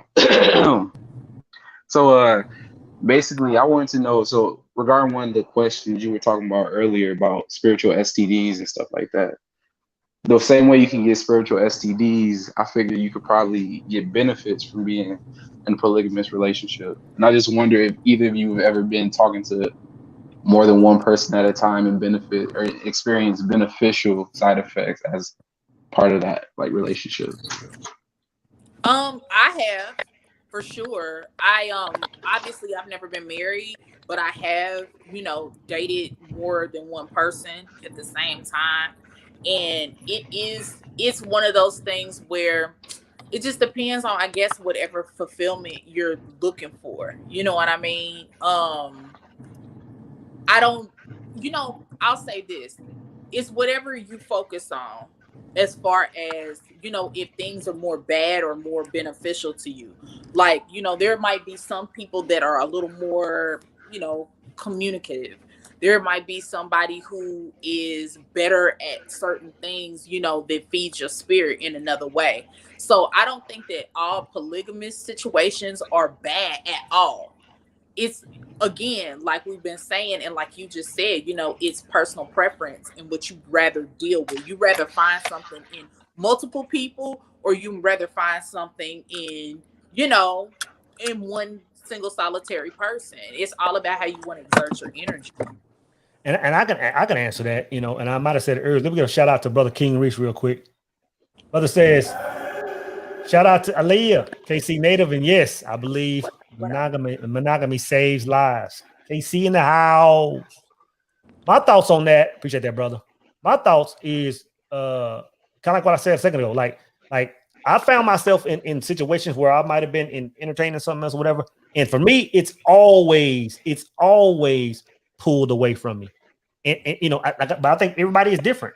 I think the way that more than one pulls away from me, I think that maybe 4 or 5 or 6, maybe if a brother is channeled right, it may energize him, Mm-hmm. So yeah. So when you say pull from you, are you talking about mostly in terms of like time, resources and stuff like that? Well, of course, time and resources, but what I'm mainly talking about is energy. Because me, man, like when I'm in a relationship, and I'm not just talking about dating, like, oh man, this person we date. I'm talking about when I'm in a relationship and now me and this person are bonding. It comes down to, the Trinity for me. When it says when 2 people come together, I am there also. When I'm coming together with a woman, it's because I'm trying to elevate toward the Most High. And I think when anything takes me outside of that trifecta is now pulling from me, just because of the way I'm internally made. Again, not saying that it's right or wrong, but so yeah. So I can even have it could even be 2 women that I consider 5% women. Like this is a solid woman, she's wife type. This is a solid woman, she's wife type. There's nothing in me that could join forces with both of them and grow. And that, again, that's just it goes back to the way I'm made, man. That's interesting because like I know you grew up in the church. Mm-hmm. I also grew up in the church. So that stuff is internalized within us, like as we grew up. So I'm just, it kind of makes me think like how much of that is conditioning from the way we was brought up, conditioning, very stuff true. like that. But yeah, That's a real thing. You're right on that, bro. It could be that, and it could be that like just me personally, I've never experienced or seen somebody close to me win from that. You dead right, because some people win from those situations. So yeah, I agree with that, bro. It could be conditioning on my part. Facts. For sure. All right, that's all I wanted. I appreciate you for the in, question, bro. for the answer. Yeah, for sure. All right. I see you back in, Brother Alpha. Yeah, bro. You were saying about reciprocation. Yeah. So, so that's one of my main issues with the one-on-one monogamy things. Like for me, when I was married, I felt like I was giving too much, and I wasn't getting what I was giving back. Because like when I was down for the count, I couldn't even imagine, her not showing up the way she didn't show up. I was thinking, like if that would have been her in the situation, how I would have been, and I've generally found that like I'm doing too much all the time. Whenever it's a one-on-one thing, I'm doing too much. Like my energy is just so much. So when it's 2, I split the energy and it just evens out properly for me. I get it. I get that, bro. I get that. Yeah. So, like I said, everybody is different, and that makes sense. You know, Right. on a certain level, I can understand what you're saying. Gift of Gab says, I was the side dude. I was the side dude to a lot of women, like his ex-wife. They don't like dealing with more than they feel they deserve. I'm not sure if that's referring to you or another convo. But yeah, I feel what you're saying, bro. I feel what you're saying, man. So let me ask you this. You know, being that you like, you know, multiple women, or it's a good vibe having two women. Would you ever marry two women and have two women under one roof? Like, is that a possibility? Yeah, I mean, marry in the sense of spirit, but not this Yeah. legal thing. Yeah, exactly. Yeah, I'd never do that legal thing again. Mm. It hit me financially. Yeah. It hit me all kinds of ways, and I'd never get into that again. Yeah. But two under one roof. Yeah, I can see that. I can see like a lot of opportunity within that, you know. And now when you have two women like that, like, and it sounds like you're comfortable in this space. So are these two women, are they aware of each other? Aware, but not like intermingling, no Okay. sister wife type thing, none of that going on. You know what I mean? But Okay. yeah, I got a question for you too. Okay, with you, and I don't have a problem with, hey, you do what you got to do. I ain't got there's no judgment over here. Are you okay with them having other people that they talk to? And this is not, because this is my perception or what I believe, but are you okay with them having other people that they talk to as well, or they're dealing with as well? So as of how it is right now, yes. If in the event like we were cohabitating, no. Okay. Yeah. Okay. But That's interesting. That's That interesting. is interesting. Yeah, that's interesting that you would co-sign on that. I think it's a beautiful thing. So really, you just open. That just sounds like Yeah. that's super open because and again, this question was asked a few days ago on if, like, in a polygamy or poly type situation, the women were asking, is it cool for the women to have partners? And my thing is, if I had myself, you know, in that situation where I had 2 or 3 wives, right? And they're saying, hey, well, since you got us, so why can't we? I would say no. I would say it's not cool at all, just because on the makeup of women. Now that I understand, like people don't understand how powerful a woman is. And once you understand, like, that's why the virgin was looked at so high back in old times. Right. Because it was like once you start mixing with men and this, it's like there's a I hate to use the word contamination of power, you know. So you know, like, I think it's just like a lot of women don't understand that power they have. So when a woman says, well, you got to do, can I step out? It's like, no. It's like, hell no, because I wouldn't see it that way. If I was in a poly situation, it'd be like, no, it's just me. So let me real quick to explain that component. It's like, okay, in your home, and that's like her home, she do whatever she want to do. So, but like if it was my home, I wouldn't allow that energy around it in any kind of way. You know what I'm saying? Say like, she might be up and down because she's dealing with this dude over here or whatever. If she coming home to me every day, I don't want to deal with that. You know what I mean? But if she got some foolishness going on with buddy over here, and I can feel that on her energy, yo, holler at me when you good. Yeah. But, you know what I'm saying? I don't want to deal with you. You know what I'm saying? Yeah, I feel that. So it gives it time to like recalibrate or whatever the case may be before you guys come. Okay. Yeah. Exactly. That's understandable. Richard Oden II said, at Alpha Omega, I feel you on that. He feels where you're coming from, brother. Yeah. Brother Gift the Gab says, I hate to say it, but realistically, we have to pick a mate that likes us more than we like them. I hear that a lot. I hear that a lot. My thing is this. I think like when I talk about meeting, when I talk about men just been, you know, choosing the wrong women, I think when you choose that right woman, like there's instantly and I don't know how to explain it, but that whole game of does she like me more, or she texting me more, or do I do who call who? That's gone. When you meet somebody and you vibe with, that stuff is irrelevant. That's not even a conversation. So I think if a woman doesn't like me just as much, because think about it, if she likes me more, but I like your comment, brother. If she likes me more than I like her, then there's gonna be some attachment issues, and I'm gonna get fed up real quick. Exactly. It's no balance. It's not a balance. You know, but I get why guys say that, because you know I hear the end result of, you know, a woman cheated and a woman did all these things, and if a woman loves you more than you love her, then a lot of times she's not going to do that. But there's some cons with that too. You're gonna have some attachment issues, some all kind of stuff. So I believe in that balance. That wouldn't be love, though. No, if it's attachment issues and all this other stuff, then we're walking down a whole nother path. That ain't love. Yeah. I sure appreciate you calling in, brother Alpha. Appreciate y'all. Yeah, take care, brother. Much love. Percy, I appreciate the super chat, brother. He says, my dad is a preacher, and he says having more than one is natural. Okay. Having one is supernatural. Oh. Let me read that again. Let me read it again. My dad is a preacher, and he says that having more than one is natural. Having one is supernatural. Just my 2 cents. In his opinion, he needs a higher power to remain one. Woo, I'm gonna tell you, Lord. I feel that.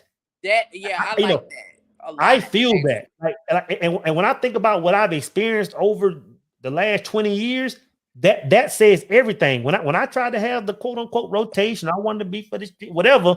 When I was in this zone, it was like, nah, man, like I was good, but when I found that one that's pouring back into me, I was superhuman. I could move mountains. Right. And again, it comes back to me understanding really what a woman's purpose is, because it goes back. A lot of guys think that the mindset of our culture is, man, she thick. Man, you see shorty with the man, she bang, you know, like that's what I want on my shoulder. It's all about that physical representation to the world, that what everybody's looking at. But when you get your mind right and you vibe high, but all those physical things just start to fall, man. It's that energy, and that one woman she can pour into you like crazy. Absolutely. But you know what I always like to say, so it's the willing. Like, you have to be willing to even be a receiver of that. You know what I mean? On either end, because there's a lot of people, you know, that operate out of their ego. They're not thinking about, you know, they're not thinking about the big picture at all. You know, like I that spread my energy around. I don't, you know, in the home, out of the home, however no way. I can't do it. I can't do it because I can't fully pour into multiple people like I can do one person. Yeah. You know what I mean? Other than myself, it's gonna be two, me and them. That's it. You know what I mean? Yeah. But if you got overflow, you got overflow. I get it. Yeah. Appreciate the super chat, brother. And those wise words. Brother Gift the Gab has entered the building. What say you, brother? Are you pro monogamy? Are you pro polygamy? Are you on the fence? I've done them both. And I can honestly say that I prefer to be monogamous because it takes a lot of energy to deal with more than one person. It does. And I had a threesome one time, and both ladies asked me if I wanted to do it. And the main reason that I turned it down was just simply because I knew emotionally and mentally that would be taxing to try to maintain more than one person. Yep.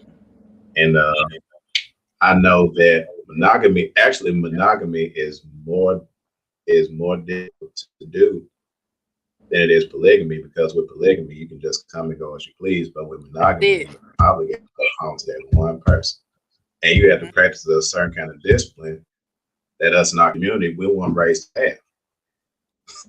So if you're not healed or balanced as an individual, it's going to be hard to pour into someone when you don't have enough to pour into them as well. That's spot on. That's spot on. Yeah. Facts, but I sure appreciate that, man. I appreciate that. And I had to chime in just simply because I was like, man, I've been through all that, so I can come from a place of total experience, with the exception of marriage. Like marriage doesn't scare me, but I want to be able to know that I'm a whole as a man before I enter wholeness with another woman. Exactly. Yeah. Facts. Brother C Truth, the Revelator. Appreciate the super chat, brother. He says either two people vibe with or like each other, or they don't. All the games are supposed to go away. You know what, man? Like even I know for a woman, if a woman is not really liking a man and she's like, okay, I'm just selling. I believe Sister Conscious said that earlier. A lot of people are just selling. If she's selling, man, that hypergamy vibe is going to be alive and well. Like if you get with a woman and you know she ain't feeling you, that you know she just kind of burning time, you know, she just want to have a hot girl summer, she just want to hit Jamaica with you, bro, you already moving wrong. Right. Because the first thing smoking, the first 6'5", 6-pack Lamborghini driving brother, she out of there. She out of there, man. And I'm telling you, when a woman, if you get with a woman and there's a connection, you know, contrary to popular belief, I know that all brothers think that all women are just jumping. All women don't move like that. No, they all don't. women don't move like that. You know. But yeah, I agree with you saying. Actually, to your point, that's one reason why I mentioned being whole as an individual. Because if you're not whole as an individual, it's going to be hard to get someone that you don't settle for. That's it. Very true. But I ain't gonna hold you. I had to chime in real quick. I sure appreciate that, brother. I appreciate y'all. All right, take care, bro. Take care. Says Polly takes, City of Tyrone says Polly takes a certain type of man with value.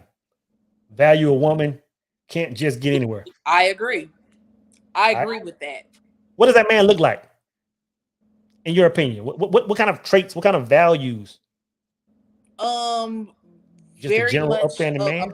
Let me ask you a different way. Does the standard? Let me use this term that everybody loves. Does the standard quote unquote high value man? Does he fit that box of what Brother Tyrone saying? It depends on what you consider to be high value, or you talk about high value monetarily. I'm asking you what would it take? What would that value need to be in place? The thing is for, obviously, if that is something that is huge in your relationship, money, that is, then yes, that would be something that I would consider.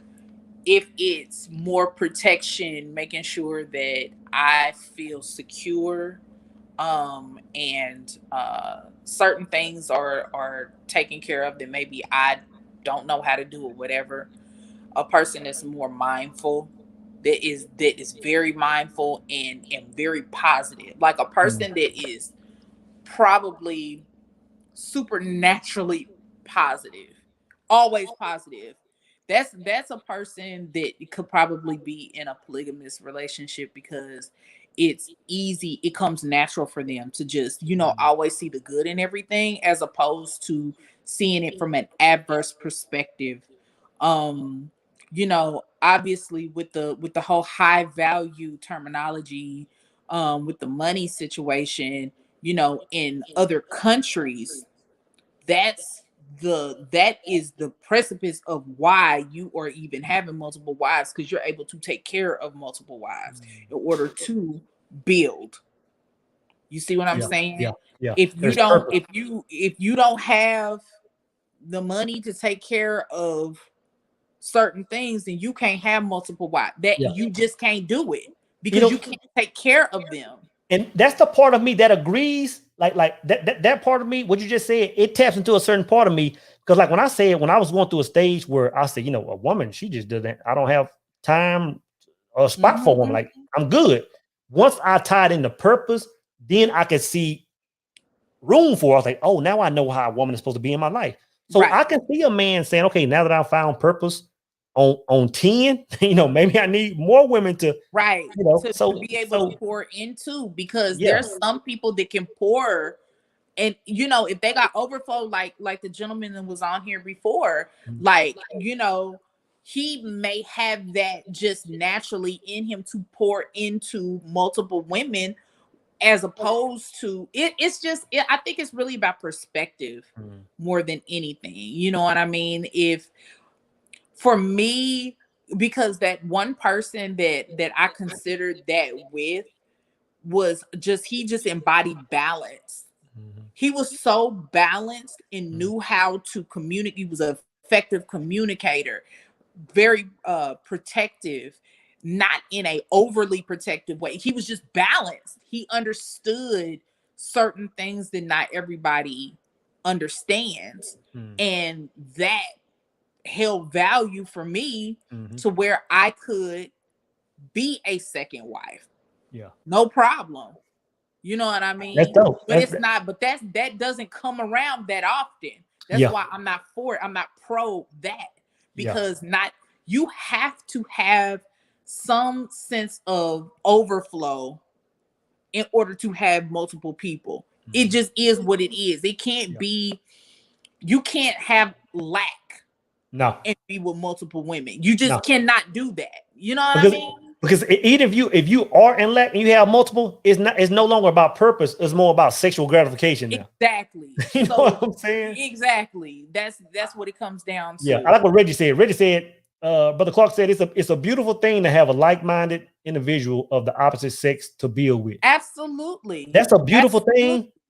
But I think that's a beautiful thing. I think a lot of people don't understand that. Like a lot of people, just our culture, like we don't even have the ability to look at a man or a woman now to see like who they really are. And I think one way you can tell if you are with that beautiful, like-minded, special type person, put yourself in a situation where one, if you take the highest level of intimacy off the table, take it off the table. If you can't sit in a room with somebody and just vibe and just without having that, I'm telling you that's not your person. That's it. Because when I look throughout my history, I mean, dating, people I've dated, there are some people that I say, you know what, she cool, she dope. Like, yeah, I like her. But it was like I thought she was fine as hell. That's really what it was. It's like I really wasn't into her. I thought she was fine as hell. And there's a difference, man. There's a level of maturity that once you hit a certain age, a certain mindset, you start to see that difference, man. It's like, man, I don't want to get personal, but yeah, having a like-minded person, man, the like energy, vibrating on the same frequency. There's nothing doper than that. It's priceless. It's dope. Because a man, because then you get, I mean, your girl is almost like your partner. You know what I'm saying? If she can't move like my partner in crime, then it's a no-go. In other words, if she can't watch my back, if she can't come to me and say, hey, you know what? Like, I love you, babe, but you moving wrong. Like if you lose, I lose. You know what I'm saying? So hey, let's do this. And that same thing, it goes both ways, man. So yeah. Right. That's facts, bro. If you ain't got a like-minded person, it's not a good look. And it won't end well. What Morgan say? Oh, we gotta know what happened to this balance, man. What caused y'all to fall out? We never did fall out. We're friends. I'll say this. I revere monogamy, but I can understand polygamy, and that's the person I would be in a polygamous relationship with. If that was put on the table and every party is on the same accord. But we're still friends. He's one of my best friends, in fact. And I have complete respect for his wife and their union, and they doing their thing. But if it was put on the table, that's who I would consider for that. That's what I meant by that. But we didn't know. We're good. Like, he's one of the best people that I've ever had in my life. Dope. And it's so cool to meet people like that, because you never, it's certain things you think you're gonna do, or you think you're going to pursue as a kid, and as you grow, and then you meet these different people and you have these different interactions, and it shapes and molds the type of woman or man that you are. He's one of them people, straight up. You know what I mean? And so when you have that, I'd rather be, if that's not put on the table, I'd rather be your friend and we continue to build from a friendship perspective, as opposed to that other stuff. We ain't gotta even do that. Bad. But that's we'll take a, yeah. We'll take a 45-second break, come back, and stand by.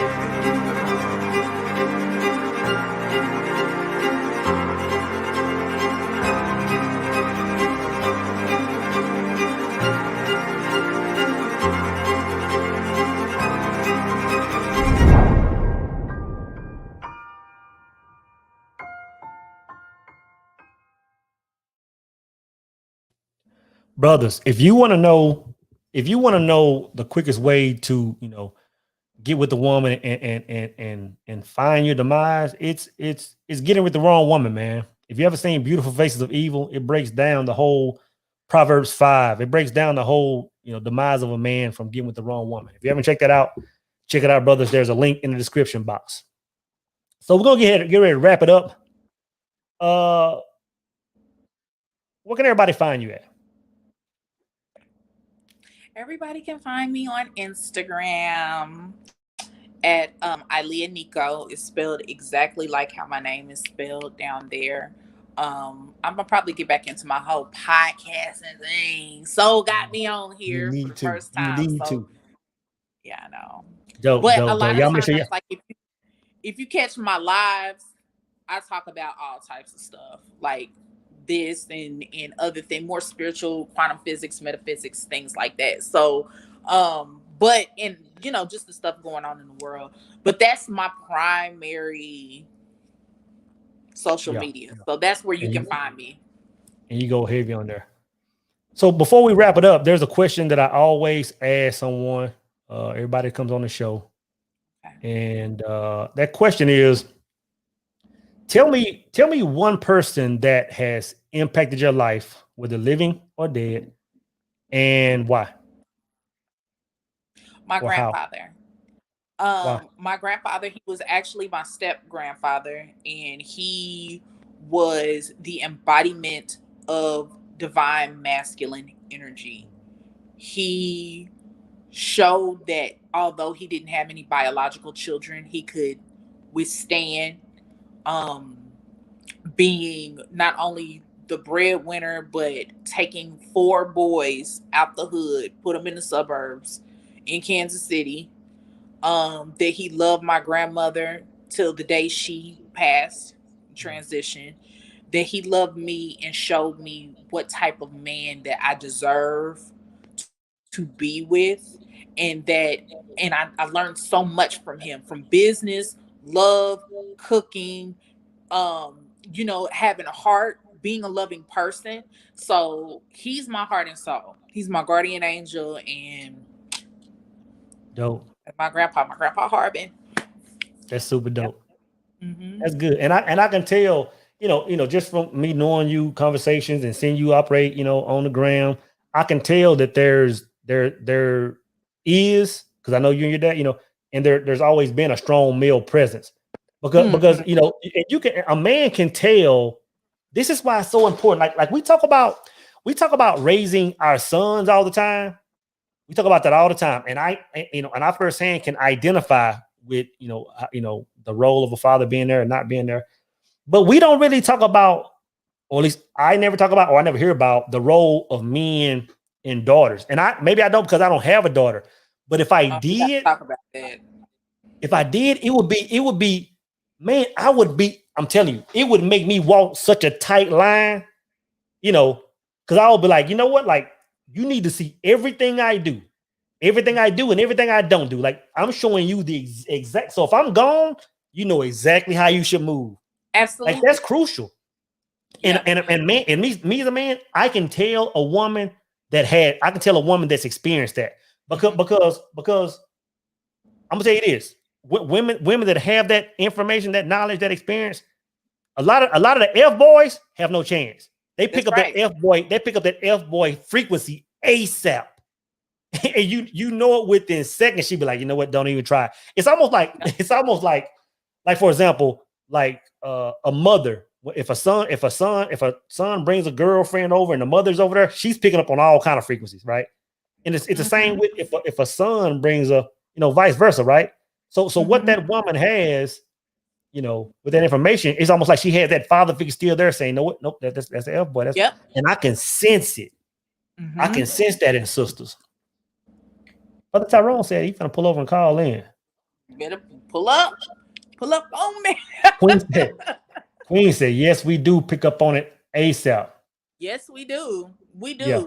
And that's why having a male in a father in the home is so important. It begins the whole lesson of life. If I didn't have my grandfather in my life, let me tell you, that's why the friend of mine, he reminds me of my grandfather. That's powerful. That's why he will always be in my life, even as a friend, because I see that in him, that energy in him. And the thing is like when you have with father and daughter relationships, they're so important because to have that protective element and to show you things that you can't get from your mom. And it's the same thing with little boys. You know what I mean? It's the same thing, having I'm a firm proponent of a 2-parent home. We've talked in the past, my parents were divorced and all of that different stuff. It makes a difference to have male figures in your life that embody just strength and character and dignity. You know what I mean? That's huge and it's priceless. Just like it's priceless to have a nurturing mom. Yeah. Because those are conversations that people don't want to have. They don't want to talk about. They want to make it seem like it's always the dad, but sometimes there's some toxic women, toxic mothers. Toxic masculinity goes both ways. Yeah. Because we embody energy, masculine and feminine. So that toxic masculinity is not just for men. That's for people. Facts. Period. Facts. I'm gonna get to Sister Chloe. Sister Chloe Lynn McLean said, thank you for all the great content. I know your channel is geared toward men, but there's ladies that appreciate you also. I appreciate that, sister. After watching your videos, I feel myself elevating, evolving more within. Many more blessings to you, sister. Yeah, I gear my. I'm gonna give you Eddie's for that, sister. Appreciate that. That super chat. Appreciate it. Yeah, I speak to men. I do speak to men, but at the same time, I'm speaking to all of us because my goal is. You got to understand what my goal is. My goal is, I'm trying to repair this thing. I'm not going. I can't call it nothing else. I see us in a bad situation, and I'm simply trying to repair. So really, I'm trying. It goes to everybody, including myself. A lot of times when I'm making videos, I'm talking to myself. When I say a man should move a certain way, I'm checking myself, keeping myself in order. So yeah, it's about all of us, sister. I appreciate that. Brother Tyrone, I see you done pulled over. Yeah. What say you? Are you pro monogamy? Are you pro polygamy? I'm pro polygamy, man, all day long. Speak on it, brother. No, I was actually calling in to tell you that you would probably be like the perfect candidate for that type of lifestyle. Polygamy? Yes, sir. Break that down, brother. I got to hear this one. This would be. I wish I had some popcorn on this one, bro. The whole reason why you have a following, the whole reason why, how you carry yourself, even to the space that you have in your home, you are the perfect candidate. Now, I take polygamy. Polygyny, but okay, I take it. Well, no, it's other way, but I take it differently because it's not sexual. It's all building wealth. It's all That's why I asked the question earlier in the chat about life started with polygamy first. Then with slavery hit, monogamy started so we won't, as black people, reproduce and take Yeah. over out here. So we really need to get back to where, like in the Bible, you got Abraham, you got even Jesus Christ himself, his own father Joseph had a whole nother family. Like, so you know what I'm saying? So So you saying it would be a good look for me to have 3 or 4 more? But I mean, you saying I would yes, benefit from that?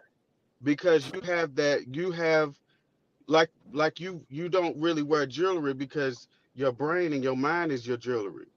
That's Oh what yeah. she's gonna love, that value. You know what I'm saying? And just like the queen was saying earlier, how she's met a man that made her even think about it. Long as she thought about it, That's that's it. Interesting. But you know where it came from? Your DNA. Mm. It came from your DNA. That's where You the talking about, instructions lay. Go ahead. oh yeah, I agree with that 1,000. I agree with that, bro. That's true. That's a.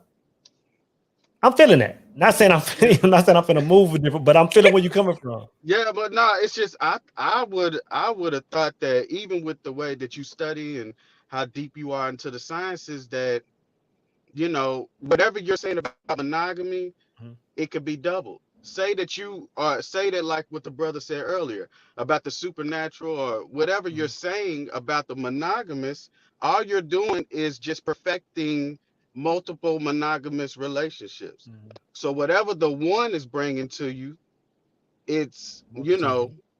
and Yeah. it's I don't want to take up Yeah. too much time, but I No, know no, but then I can. I do hear what you're saying. I do hear what you're Yeah. saying. Like if you could do it with one, just multiply that same thing. Just copy and paste, and get that Well, same vibe. it goes to this. I can't do it. I can't do that with another man, because whatever you give a woman, she produces. So like what they say, you Real. give her a seed, she Mhm. produces a child. You give her some food, she produces dinner. Whatever I give her, she's going to. Now this is why you have, phenomenal women always, like Michelle Obama. Mm. Even with Cosby, you had it, you have all these phenomenal women that's really the pushing factor. Women motivate us. Say you was playing basketball and 4 women come up to the court, you're gonna try to do your best move. You're gonna try to that it all, like, you need that energy. Like, forget the sex part. Yeah, Forget yeah. that. We've been getting that for years. That ain't Mhm. nothing. Just the energy, the peace, because of her spirit. That's why her voice is like that. It's lighter. So when we done had that rough day, and stuff like that, and then you won't have to pay for like daycare fees. Sister, say that you didn't want to cook tonight. Your sister wife handle that. You may be tired. You may be on your cycle. She's not. Remember, we could produce all year long. 9 months out of that year, y'all can't. That's why, but I don't want to keep No, now yapping but it. because but what you're saying hear though, you. what you're saying though, like the brothers that I talk to that are pro it or that practice it, Hmm. like what you're saying, that's their standpoint. It comes from a very non-sexual, it comes from a highly productive space. I get it, man. Yeah, actually, when you take it sexual, you become average. Remember what I was saying Real. earlier. You got to be a phenomenal man. Like, I read daily just so I can stay poly. If one day I look average to one of my wives, I have failed them. Hmm. So that's why I said you are perfect, because of the characteristics that you carry. You could do it easily, because of what? Just like the queen here is sitting here with you on the. If you had 3 other women on the panel, that's all it is. I get that. That's a good analogy. Yeah, that's all it is. And Brother she Marcus got it said, in her, so it's only, she just got yeah. to meet the right situation, and she's ready for it. And that is a beautiful thing. Yeah. I can feel you on that, bro. Brother Marcus said the ultimate supercharger is a woman, so imagine having 3. I get it. There you Yeah. go. That's There you that's go. exactly what brother Brother Tyrone There is you saying. go. It makes There sense, you bro. go. And that's a solid argument. I'm glad you came on it and put that in the ethers, man. Yeah. Appreciate it, man. I just wanted to pull over, chime in, man, and Yeah. and I love the spirit. I love, I just love everything you do, man. I'll be staying in tune with you when I can, and stay Man, bro, blessed, you man. have And no to the idea. queen, stay blessed.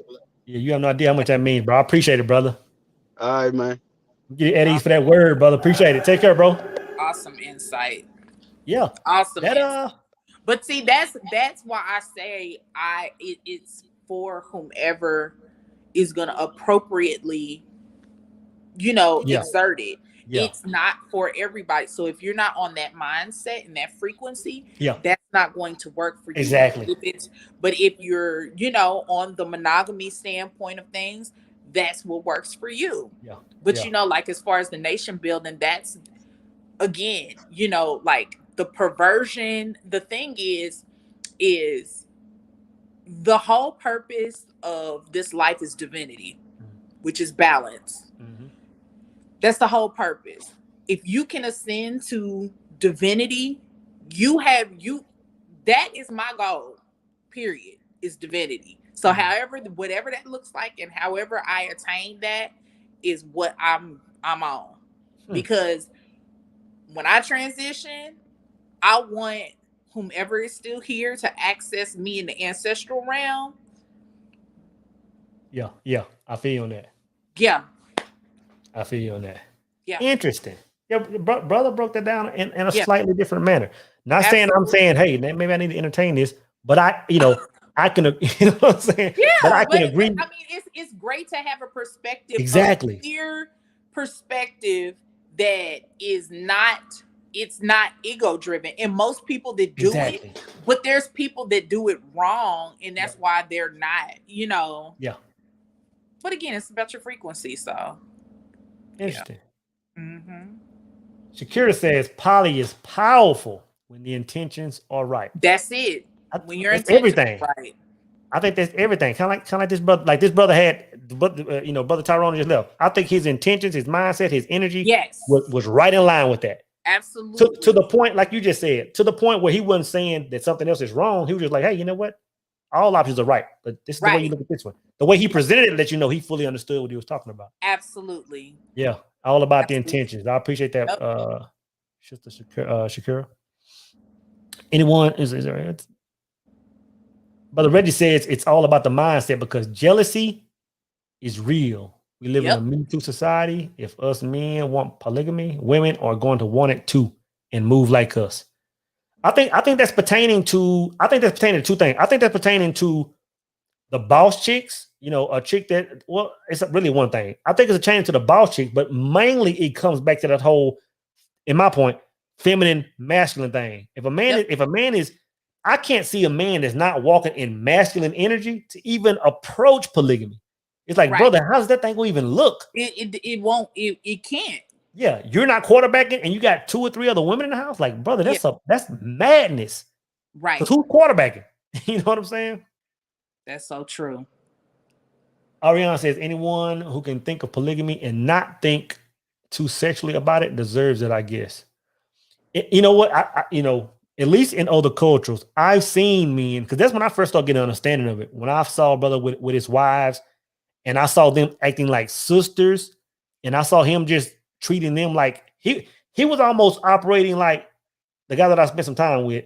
He was almost just kind of operating like a business owner type mentality. It wasn't like I got 4 women on my arms and let's all go get it. It wasn't that. It was like I'm quarterbacking, like I'm running this establishment, and we are all a team moving in a direction. Like this is my company, and it was a different vibe. It was a completely different vibe. So I'll say this. While you were talking and I was reading that, if you put that comment back up there real quick, if you can. Okay, anyone who can think of polygamy and not think too sexually about it deserves it, I guess. Okay, so another thing that we have to look at too is the pure intentions of sex and how is it being utilized appropriately. So, like even with the whole polygamy thing, it's not an issue having multiple wives and having multiple partners, it's more so how are you driving the force with the sex? What is your intentions behind even having sex? Because the thing is this, there's one thing to get your rocks off, is a whole another thing to be manifesting some stuff. Very true. So how are you utilizing your sex?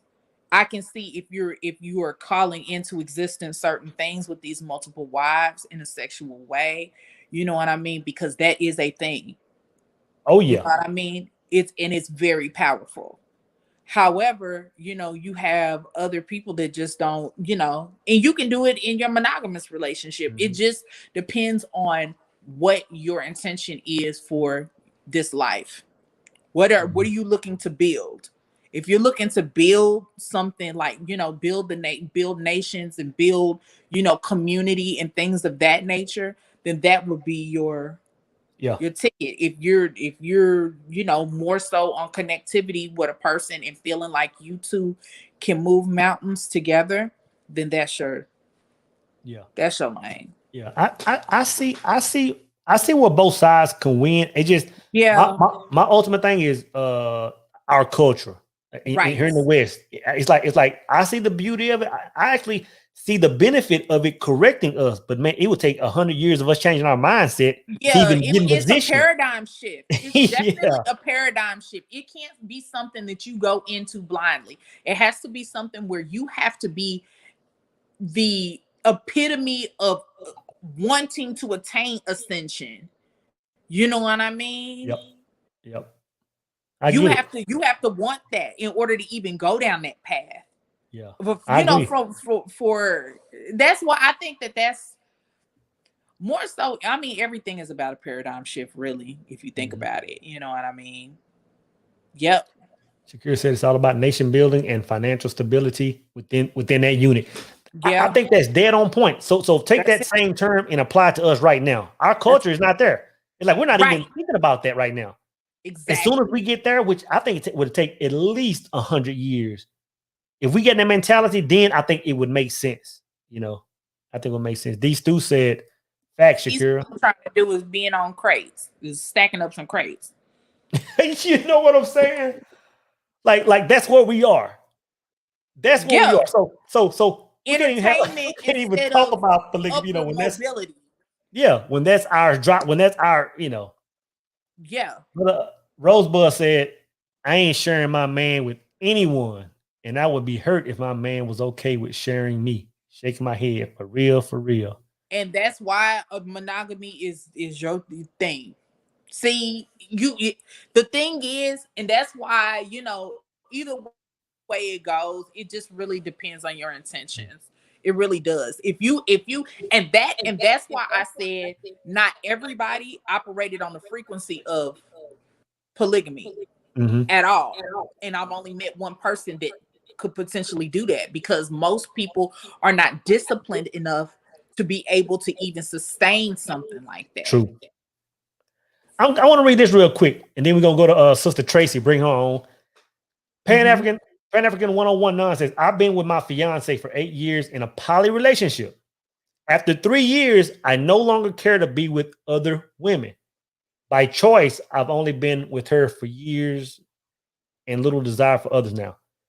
So is that saying that I was once poly, and now I have I have a few people I'm entertaining together, and now I changed my mind? So is that when you start cutting them off, or am I reading that wrong?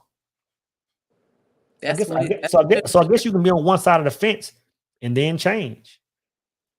Well, yeah, if you start to ascend to a point to where you find whatever it is that you got in those other people in this one person, and this person has unlimited value or whatever the case may be, now you have crossed the threshold of only wanting to be with one person instead of being with what everybody else provided. So this person has ascended to the place where they are now embodying whatever the other ones.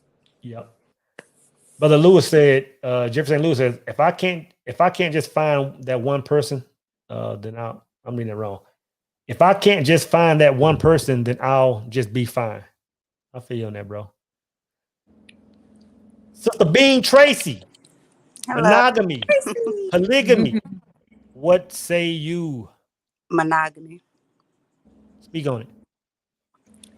Because I feel like, okay, people may say they want polygamy, but we are jealous people.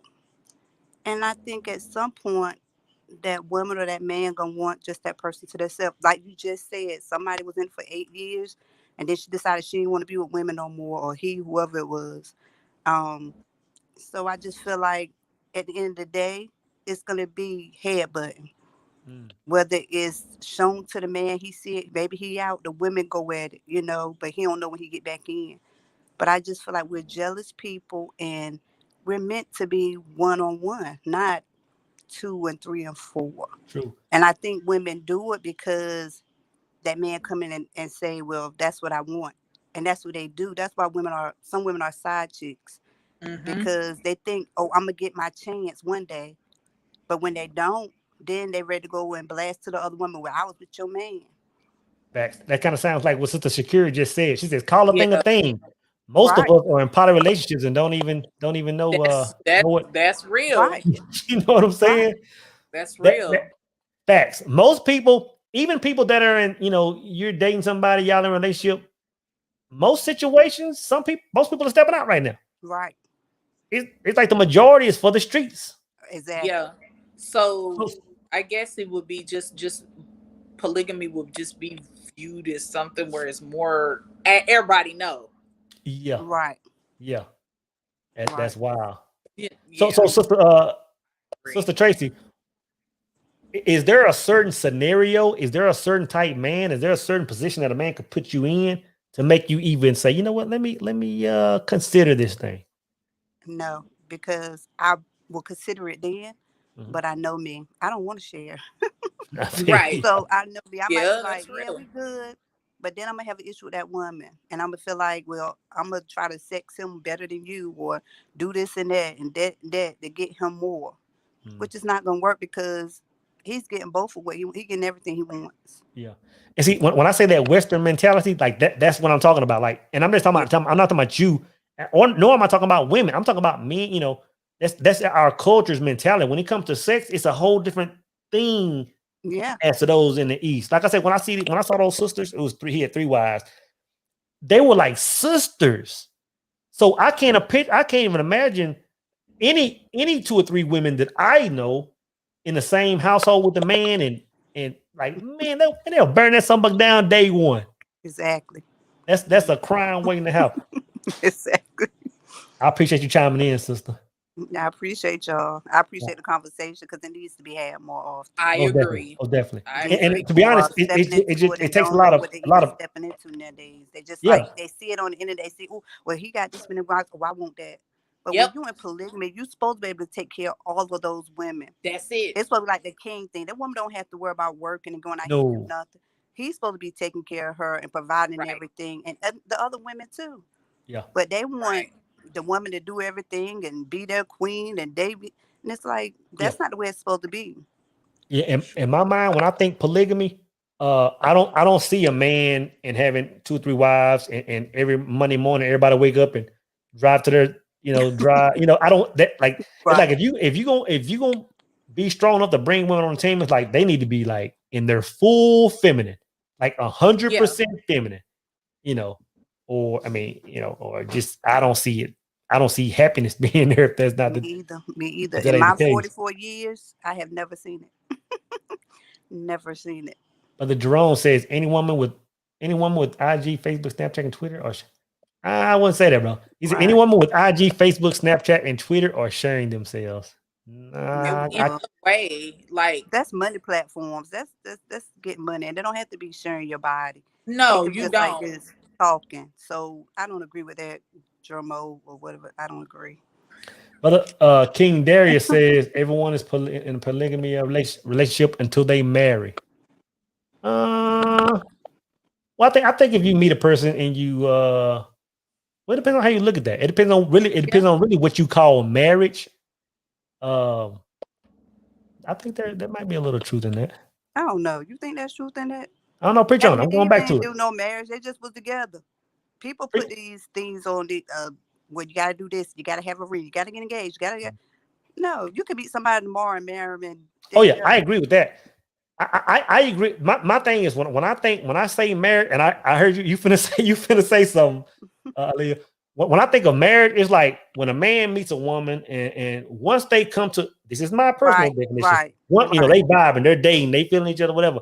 Once they come to a conclusion and say, you know what, it's us. It ain't nobody outside of us. To me, that's the truest form of marriage. Right. I think whatever takes place after that, some of it has benefit. You know, if you want to go get the, like there's a benefit to getting legally married. Right. And I spoke on that. But I also said that like 80+% of people that are legally married shouldn't be.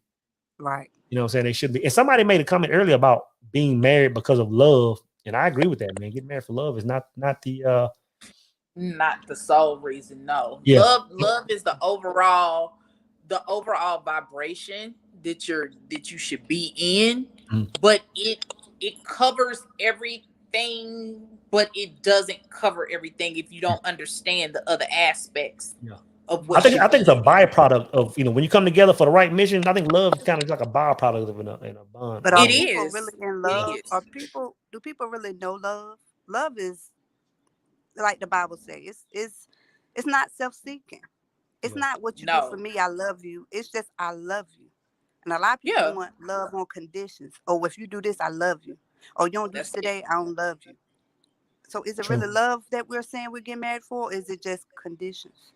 True. Or like the brother earlier, he loved his wife. She loved him for 15+ years, and something happened, and she was kicking rocks. You know, she was out the door. So, Brother Sinclair says polygamy is a serious thing, where pleasure is second to responsibility for a man.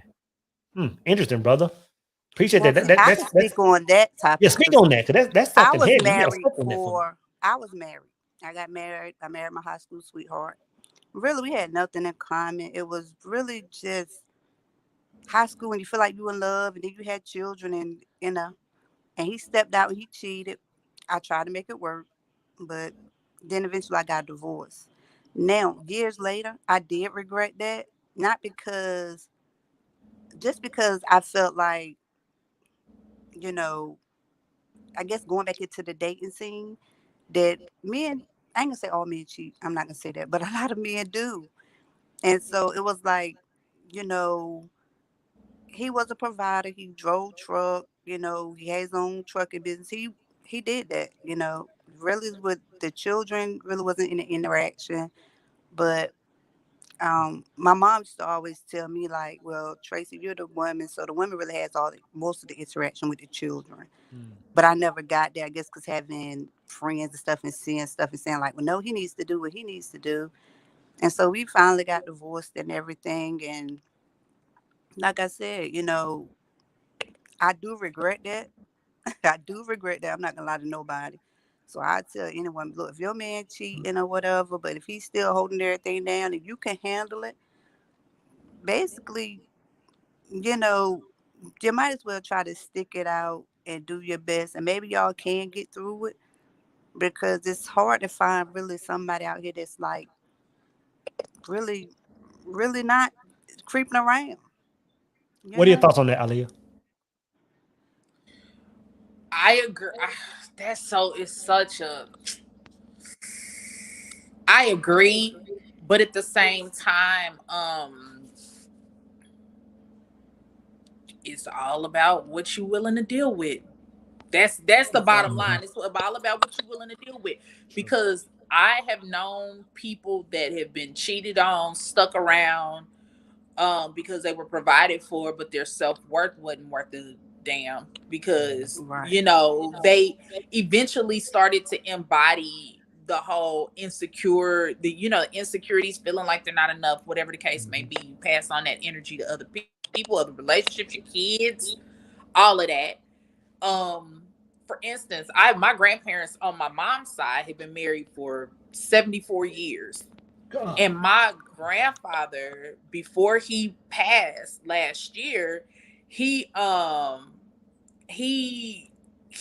some narcissistic traits. But my grandmother was very submissive. Everything was about my grandpa.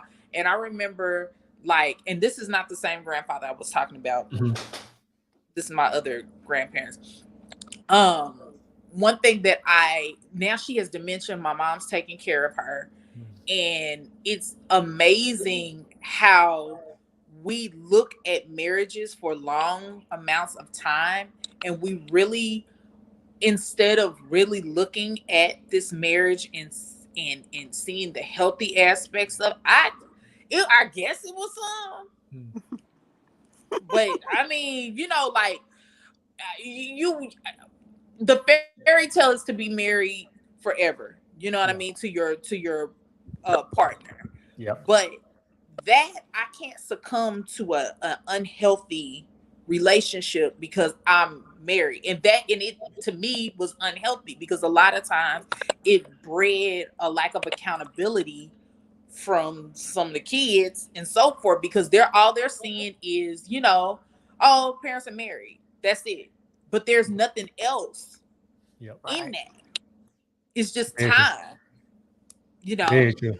Very true. I want to point out what Kenny King said, because this is something that a lot of men talk about, femininity and all this stuff. Kenny said, anyone notice Ilia was quiet when the two brothers were talking? Such a feminine trait, which goes to show, as Brother Soul pointed out, that she has been raised right in the presence of masculinity. You know what I think? I'm glad he said that, brother, because I think a lot of women think that being feminine or even in relationship being submissive is a weakness, when really it's a strength. That what a lot of women don't understand is how much more powerful they look, how much more attractive they are when they understand that feminine energy. I'm telling you, it's a beautiful thing. It's even the word submission, to me, it puts a woman in a more powerful spot. Absolutely. And I think a lot of women don't understand that. Like, I'm not gonna be or kind of like and I didn't know, but like when the brother say, you kind of just chill back. Like, that's a trait that you probably don't even think of, Ali, because it's probably so in you. It's just like, let me fall back and do this, and then when I come up, let me, So I think it's cool that brother acknowledge that.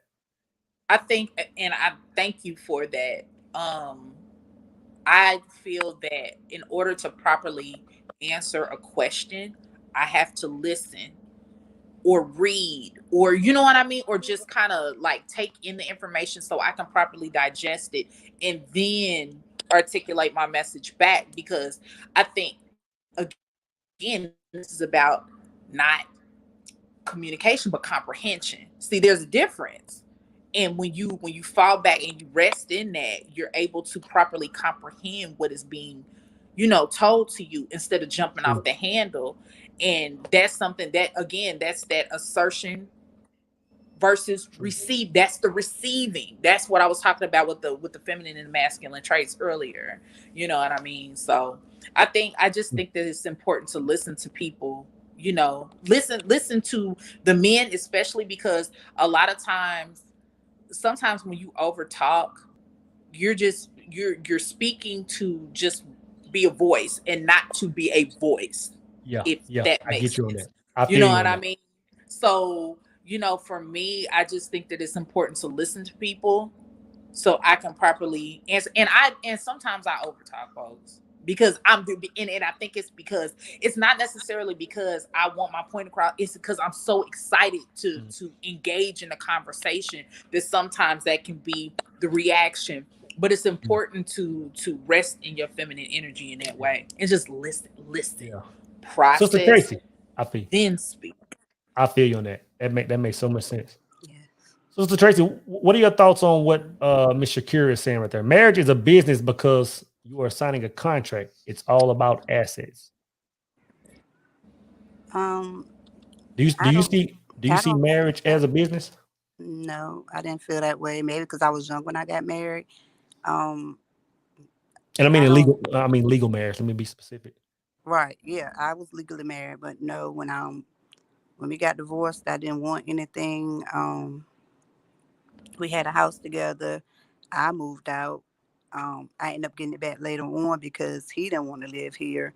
So I came back, but I didn't force him out. I took the children, I left and went on my way. He paid me child support on his own, out of his own. And he passed away unexpectedly last year. Wow. And Yeah. And so Sorry for your I loss. had a 16-year-old, and he get the benefits. My 16-year-old get the benefits from him from that. But other than that, that's all I ever received. But there is benefits in it because, like I said, if he didn't work and didn't have, that, then I don't know what he would have, what would have happened. It helps a little bit, Yeah. It helps. But Brother Sinclair says marriage is about building. And I agree with that. Like if you're not trying to build, if you're not trying to have assets, if you're not thinking long term, it's like legal marriage. It's like really, it's kind of pointless. I Right. want to go back to what Sister K Nunn said. It's wild, interesting, staying even when they cheat. If he's holding you down, but the trust is gone. So are women? Do women prefer to be held down as opposed to having a trustful or trusting relationship? Is it more about this man holding me down?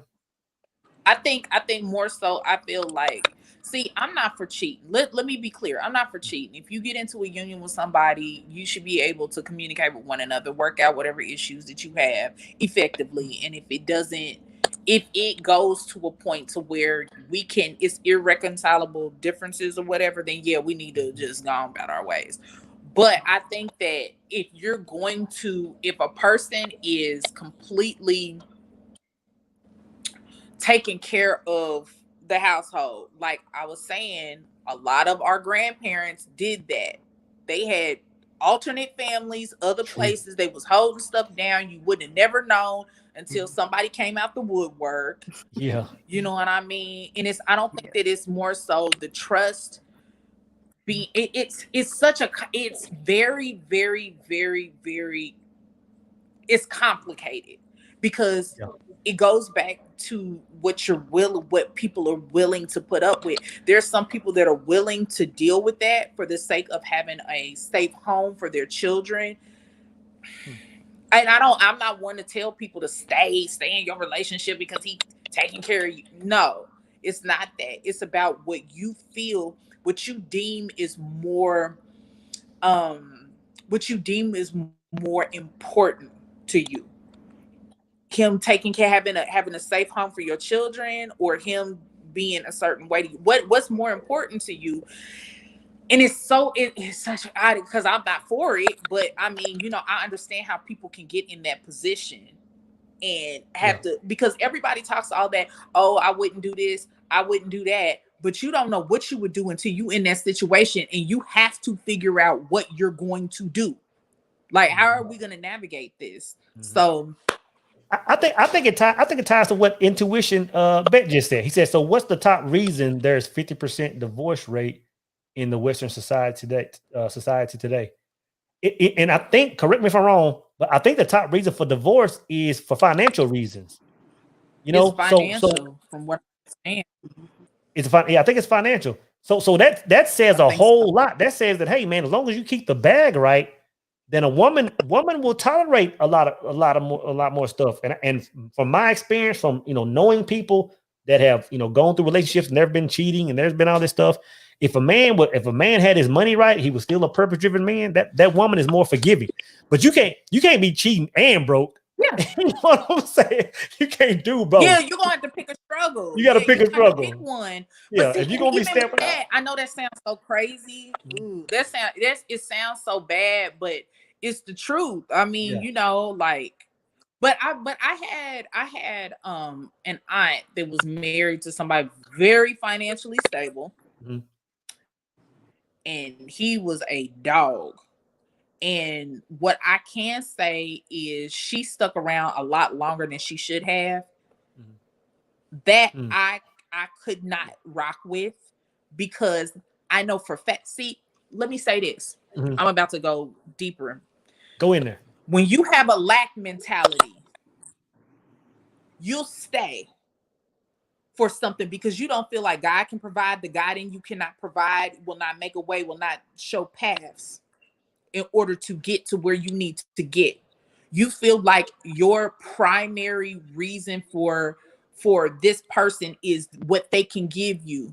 But when you leave certain things alone, the universe, God, however you want to equip it, will open up the pathway for what you are to get, because you have shown that you trust that God is going to provide for you. And you trust that you have the ability to not only walk away and show that you love yourself and you love your children if that's your situation, but also that you are capable and you don't have to look outside of yourself to attain certain things. So it's one of those things where you have to get your mind right if you do decide to stay in a relationship, because a person can provide for you, or whatever the case may be. Can you provide for yourself? Now we have to turn this inward. We got to start looking at what's going on here, because you are so codependent on somebody else that you are completely negating the self-love that you should have for yourself. So now you're going through a whole bunch of adverse situations. Your kids are going through stuff. You know what I mean? They got to grow up, go to therapy. I mean, it's a trickle. It's really a trickle down effect. Yeah, it is. But see, So I that base my worth on myself. Like, I don't look for my worth in the man or my friends or whatever. Absolutely. So if I would be with somebody and he cheating, whatever he did won't affect me, because my self-worth is in me. It's not in what he doing or how he moving. I know some people probably like that sound crazy, but it's true. I have it's learned true, over these because you years to walked control away. my emotions. Right. And I You have walked learned to away and gave control my him, emotions. you know. Right. Yep. Right. Yeah. And I really, like I said, so I listened to you. I can't think of what it was, but you were sitting down and you was talking with your mom.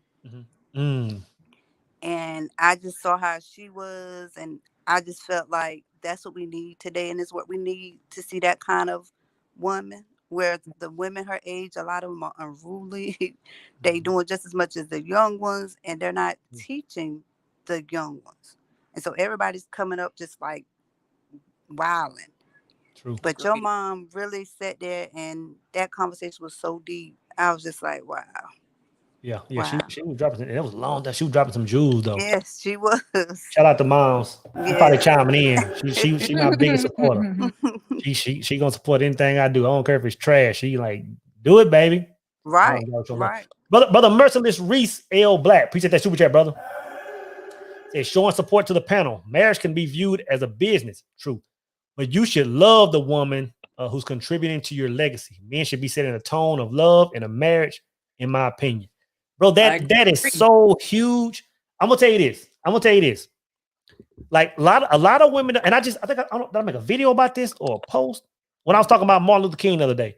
Like, a lot of women don't understand how much of a contributing factor that is when a man looks at a woman. Like, okay, love and physical attraction, all that stuff is good, but a man looks at, like, one, she's representing me. Like when I'm not with her, when she's out there, when they see her, they see me. You know, and I used Coretta Scott King, for example. I said, you know what? I said, think about all the people, think about all the kids. Like the majority of us, we weren't alive when Martin was alive, right? So you know, all we had was history books, a couple of, you know, pictures on the ground. But just based on the fact that we could see Coretta Scott for so many years, that let us know who Martin was. Right. You know what I'm saying? So I like what brother's saying. Like men should be setting the tone, understanding she's contributing to your legacy. Man, that is so huge. Because anytime I'm entertaining a woman, and I'm saying, you know what, it's gonna go the long way. Like I'm gonna like, this is gonna be my person. That's huge. It's like when I'm not there, it's like you're representing me. And in the event I pass on, there's gonna be a certain type of woman that still tell my story. And I'm telling you, that sounds crazy because it's like I'm no longer here, but I think about that stuff. I said, if a woman's in my life and I pass away tomorrow, for the next 20 years, who's telling about soul? Who's telling about those intimate moments? Who can let the world know who I was? Who can the world look at and see her and say, you know what? I can see soul because I see how she moves. Brother, that's so freaking huge, and it's not talked about enough. And when I say it's not talked about enough, it's not talked about enough as far as letting women know how men see them, because it will make a woman move us a little bit different. Kind of like when the brother was saying Ilia did a certain thing a while ago. Like, men were talking, she kind of just sat back gracefully in her energy and her power. That's a bold statement. That's a bold statement. It's when she's married to a man and this, this man is not in, this man is gone. He's somewhere else. He's taking care of business and she's representing him at a meeting or at a convention. They're looking at her and they're observing him. They're making a judgment call on that man based on her moves. It's that serious. So, brother Merciless, thank you for that gem, man, and thank you for that super chat, brother. That's golden. It's like that. It's like when you said your friend. I can't remember. I don't know if it was a military friend or what, but him and his wife had one phone, one car, and you was like, "How you do that?" But you realized like that was the woman for him, and you know how she moved with him and stuff, and it was like, wow. Because now you think about it, like one cell phone. I ain't sharing no cell phone. How many men really sharing a cell phone with their wives? Yeah, I see a few people bringing up giving brother Sinclair shout out on his comments. So I want to bring it up. He says historically, marriage has never been a quote unquote broke sport. True. Absolutely. In its earliest inception, it has always been about legacy, building, gaining, and maintaining assets. Love wasn't required. That's true. Man, that's king activity. True. That's king activity. It's not about love. It's about legacy. It's about moving toward a thing. This is new. Everybody talking about, I want a chick because I love her. I want a chick because she's fine. And that's why divorce rates are going through the roof. When people marry with purpose, they deal with a lot more. And I talked about this a few weeks ago when I said, shout out right there. She said Sean nailed it. And the sister said, shout out right there. I talked about, and I just used the Clintons for example. I said, when Bill Clinton had all that, Lewinsky stuff going on, I said, you never once heard his wife get on and say, you know what, we're getting a divorce. I said, because certain people, like they move different. And when you look at those families like the Kennedys and those families, divorce is not even a word they use. It's like once we get married, they on some king activity. And I even applauded Jay-Z and Beyonce. I said, yeah, Beyonce got on, she made records about Becky with the good hair, but she never said I'm finna dip. Nope. They let you know they're in a different mindset. You disagree, Ilia? No, I said nope. Okay, I agree. Yeah. Yeah. Like people just move different. It's what it is because you understand that assignment. The assignment is your legacy building. Period. Yeah. Intuition Bet said true Rockefellers married within family to retain assets. Yes. That's why I said like a few weeks ago I said most people that are married, they shouldn't be married because they got married on some other stuff. They were like, man, this chick is fine, or this brother is tall, dark, and handsome. He got a little bag. They wasn't thinking about 200 years down the road, 300 years down the road. See, when them people get married, they're not even thinking about themselves anymore. It's like, okay, you cheated. Like I'm jacked up. I'm like, yeah, you might be in the doghouse for a while, and I'm mad about it. But the bigger picture is our kids, my son and our daughter. When they have grandkids, it's about them. And I know that if we split up, that we finna kill a whole dynasty. It's a whole different mindset. That's why I say most people shouldn't get married. If they don't have that long term. Yeah. You saw that in the Bible, like when it came to that, like if the brother died, the other brother could be in line to, keep that wealth going, to keep that money line going. Like, a brother died, it might be 7 other brothers. Which one next? And we'll look at it, they like, oh, you married one brother and he died and you slept with another brother, and but that's what they did to keep that money there, to keep that line, that lineage there. Facts. Sister Tracy, I sure appreciate it. I'm gonna let you out and let some more people come in. I appreciate those nuggets, appreciate the love, appreciate that wisdom, and appreciate you adding something to the conversation. Thank you so much. Appreciate y'all. I'm about to finish looking on YouTube now. Thank you. All right. I just dropped that link. Anybody else want to chime in? Are you pro or you anti monogamy, polygamy, or anything surrounding those subjects? Yeah, Jerome said Coretta, Betty. He named a lot of the great wives of a lot of the legends that are gone. He says we're all were and are natural and kept their husbands. Why is it so hard for sisters to be natural? Man, yeah, I'm not gonna lie. Oh, speak on it. Okay, so this he spit facts. I agree. I think that people, let me speak for myself, Okay. because I'm not gonna speak for the grand populace. Okay. I do things. Okay, number one, I'm an artist. Everything is art. Makeup, hair, whatever. I don't have to have none of this shit. I just choose to, do it because it's an expression of my artistic, inclination. But I agree with him, because something that I seen the other day, I was just thinking about, women being natural and us, doing the whole natural thing. And I was like, it is a lot. It is quite the investment, to stay, all glammed up or whatever the case may be. And sometimes that can take away from your relationship, because if you're so focused on that and not necessarily being, who you are. But there's some people that are natural and they get a divorce. Those are great examples, but it just really comes down to, I guess they were in alignment. You know what I mean? Yeah. Like, he valued that, she valued that, they valued that, so it worked. Yeah. I heard you say something on a live the other day, maybe. You were talking about, I think you were talking about makeup and stuff. You was like, yeah. You said, and it made sense. You said, you know what? Like, I understand when guys compliment a woman and say, you know what, like, baby, you don't need all that. You don't need that. And I've done that. I've looked at women and say, you know what, like, yeah, you fab with makeup, but like, man, you killing it without it. And you said something. You like, you know what? That's a compliment. But a lot of women kind of just like doing that because it's an expression of themselves. Like, Yeah.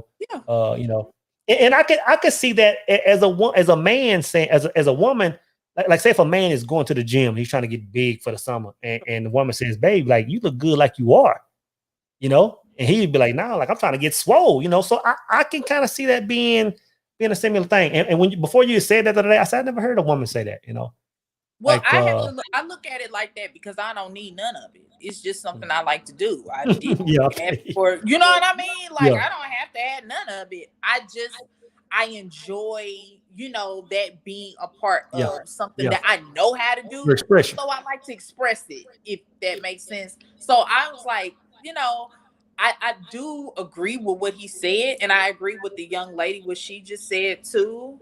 And absolutely we do both.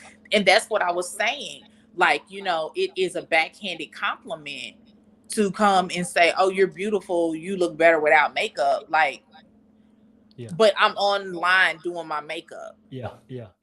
So, I feel you. Shakira says, absolutely. That's part of my creativity, doing my makeup and therapy. I get it.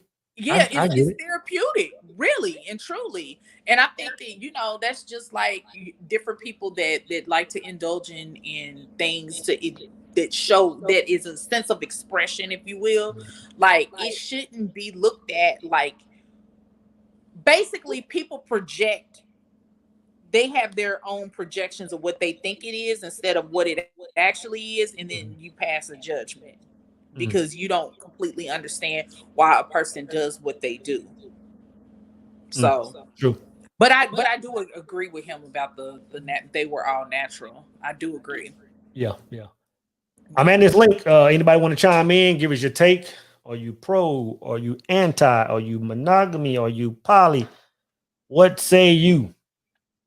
Yeah, I agree with the whole artist take. And when I heard you speak on it the other day, I don't know what I was doing. And I was listening to it, I said, you know what? I get that. Like, I get that. Because I think that people be more receptive to things when they understand why people do what they do. You know what I mean? Not to say that certain things are right. As long as it's not a violation. If you're just expressing, this is what I'm doing because it's an expression of my creativity, but I still embody some of my natural essence. It's one of those things, like the young lady said, is duality. You know what I mean? I'm able to be natural. I'm able to be glammed up if I want to be glammed up. I think it's dope when a woman can do both. Like when we can step out, go certain things, whether we finna go hiking, whether we finna go ride four wheelers. Like you feel comfortable enough to rock in that vibe. You ain't got Right. nothing. You It's can throw the being ball able cap on and tennis shoes and let's go rock out. You know, Sure. or if It's it's 3 in the being morning, it's like, man, we go multi-dimensional. grab some. You know, it's gonna make a IHOP run or something. You just like, you know what? Let me just throw a hat on and let's move out. Right. Like, I want a woman to be comfortable in that space, you know, and be able to, you know, we finna hit the event. Like, I want you killing everybody up in here. You know what I'm saying? Sure. My brother Sinclair then join the building. Like, I want you killing everybody up in here. You know what I'm saying? Hey, I think your volume might be loud, bro. Sinclair. What's going on, brother? Hey, what's going on? I heard some echo in there, bro. Hold on, let me see what's going Your on. volume might be loud, bro. What's going on, brother? Hey, what's going on? I heard some echo. Or you Me too. I'm trying to figure out where you must be it's at. watching. You must be watching on something else than you own. I probably did. Hold on. Yeah, 'cause it's a delay in there. It's in the background. I gotta hear your words, brother. I probably did. Hold on. Yeah. Take your time, bro. All right, what about now? Yeah, about my brother Sinclair, man. This is my homeboy, man. This is one of my mentors. This is one of the brothers that's helping me, you know, construct some of my works that'll be coming out soon. Man, this brother has been a huge inspiration in my life. So the question is, monogamy, polygamy, which side of the fence are you on? Which I kind of already know. What say you? The question is, I still hear that background, bro. Yeah, I'm trying to quit it now. Ooh, and I see my sister Vicky then join All the right. room. Can you hear me? Damn, I'm trying to get it off. What is it playing on like a TV or something? No, I'm on my MacBook. I had it on. I'm in my office. I had it on my thing earlier. So you watching it and you talking on the same device? I'm in my office. It's almost like you talking. I know what I'm doing. I know what it is now. There you go. That's it. Yeah. All right, that's better. So what's your take on everything, brother Sinclair? Man, you know, this is kind of one of my subjects right here with polygamy, right? Mm-hmm. Of course, being a background being what it is, but I think as far as I'm not gonna make it a black or white thing, but let's be real. I think that for us, if we embrace polygamy for one generation, it'll automatically change our power dynamic, right? A lot of us can't get past the aspect of polygamy because we think, oh, I'm not gonna have somebody having sex with my man, woo, right? But other cultures, the majority of cultures in the world at one point practice polygamy, right? And as I mentioned before, marriage is not about, oh, you look good or I love you. Marriage is about wealth building, right? And as we mentioned earlier, the majority of divorces are because of financial reasons and or infidelity, right? So if you take, for example, look at the beautiful sisters out here, right, who really get into it because it's a woman's world, who really got things going on, you know what I mean? And let's say you take 3 wives, but it takes to be a strong man. You got to be a man that's on your stuff, though. You can't be, you know, Tyrone and Pookie. So let's say one strong man who has an entrepreneurial spirit, right? Who's a man in every sense of the word. And he has these 3 sisters who one may be an attorney, one may be a doctor, one may be an entrepreneur herself. Can you imagine the power that union can have? Mm-hmm. And then they have children. There's no need for daycares. There's no need for sending them to school. Like, we're talking about a whole system here. You see what I'm saying? Yeah. It can literally change the dynamic of our community in probably one generation. Literally. Yeah, I agree with that. I agree with that wholly, man. But my thing is like, what, like, we got to get to that mentality first. Like, how do you fast? Like, I agree with that. And that will be a beautiful thing to look in the next, 50, 100 years. We'll be in a completely different space. The whole culture would be different. But like the brother and sister said earlier, like we climbing up milk crates for entertainment. Like, that's where our mindsets are. And see, here's the thing. When we have this conversation about polygamy, I'm a big proponent of it, right? Mm-hmm. But so many brothers, so many sisters are saying no, but they're still complaining about the brothers that we have. In order for polygamy to work, you got to be a man. You know what I'm saying? So that's why it hasn't worked, because there's a lot of jokers out here. Yeah. But if you want some king stuff as a man, yeah. And see, and to that point, the thing is, a lot of men, like, they're infidelists, for lack of a better word, is because they know that. They know they're the king stuff. So they're like, look, you know what? I'll lose her today and get another one tomorrow because you're in the minority out here. Yeah. Hold that thought, brother. Brought in my sister Victoria Chestnut. Vicky is one half of a show on Instagram on the Spectrum. Very informative show with her and brother Abdul. Vicky is a very close friend of mine. Her and her husband are like my best friends, man. They're like, Derek keeps me laughing and Vicky keeps me entertained with her cooking, man. They're like the Huxtables of 2021. Vicky, Thank what's you. your take? Are you pro monogamy? Are you pro polygamy? What say you? I am pro what is mutually understood between the couple. Like when Derek and I got together, you know, as you already know, Soul, Derek didn't have anything. True. So for me to be with him and to go through this process of being that day one type of chick up until the point that he's back in, you know, nuclear engineering, he's making money, things like that. It's kind of like, if he wanted polygamy at that point, it would have to be for mutual understanding. Like, I'm willing to have the conversation, but it's like, why do you want it? What are we going to do with this additional woman? How is she going to contribute to the household? Because what I'm not willing to do is to have a polygamous marriage where the woman is just freeloading, you know? Yeah. She's coming in and she's benefiting off of things that she didn't have to do anything to help build. That makes sense. Yeah. So I feel like it's definitely, you know, what that couple determines. But another problem I have seen, because, you know, I've always had issues making close friendships with women because of the cattiness and pettiness and that whole crabs in a barrel type of mentality, is women can say that they want that, but many of them, they're either lying. They're lying just to get the man to be more attracted to them. You know, many women fake bisexuality in order to attract men, knowing damn well they don't, you know, like Noni like that. They just like eggplant. Yeah. But that's a deep subject too. That's a deep topic. Like, dang, like yes. And so it's just like, what is she gonna do here? You know, as long as there's a purpose and we can get along and things like that. But a lot of women are not willing to have these more open, deep conversations about true sisterhood. You know, we have a very deep divide among women when it comes to building that sisterhood. We used to have a whole village where we used to be able to come to each other, talk to each other, rely on each other. And when we did share men back in the day, there was just like this kind of understanding that it's not necessarily, oh, like, you know, who is his favorite and all this kind of stuff. It's just more about like, we're here for a purpose. We're building a legacy. But again, I don't think a lot of women are ready to have that kind of conversation because we can't get over our own bullshit. And we can't get over like, no, what I'm sitting on is the best thing that's ever been or ever will be. Right. And we don't know how to drop that ego and be like, honey, it may be good, but it comes standard on all of us. Like, let's humble ourselves a little bit, you know? You can chime in, brother. Yeah.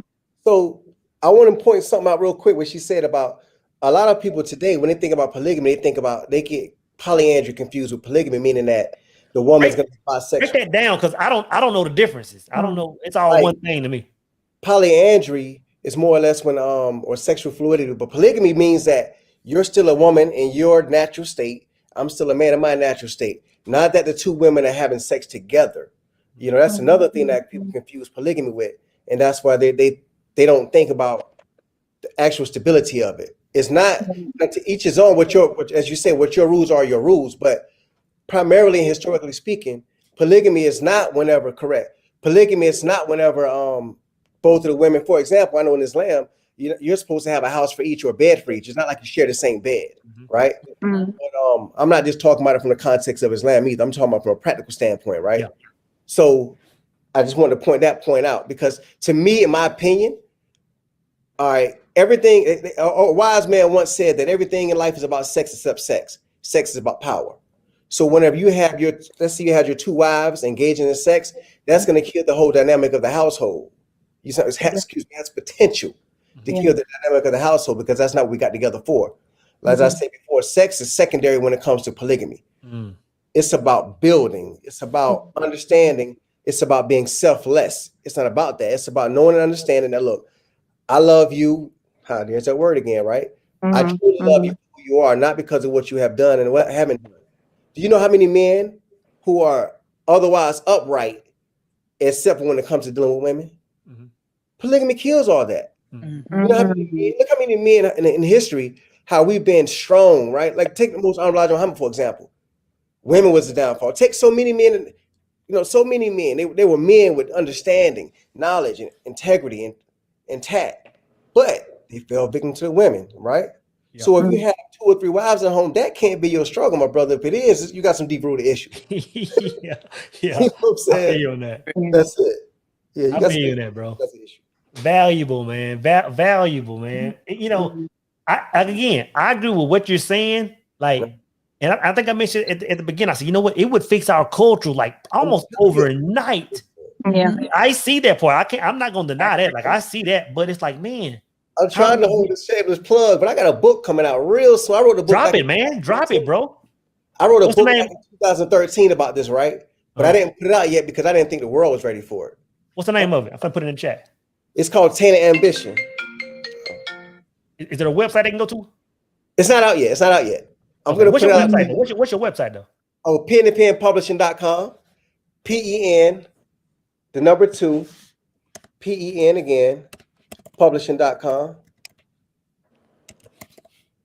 But that's our thing about teaching, man. We have to, like you said before, we got to be grown.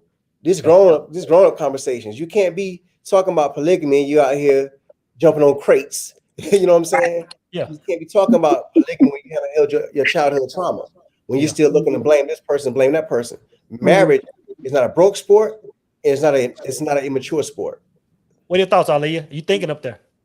Listen, they're speaking words. I'm soaking in all the wisdom because it's the issue with a lot of this stuff is the lack of accountability, because you have to be focused and you have to be accountable.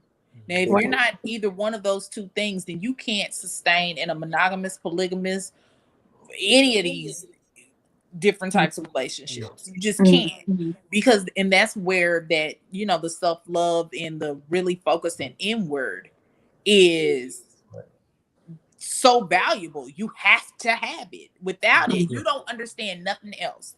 If you don't understand yourself, you don't understand nothing. So I'm with it.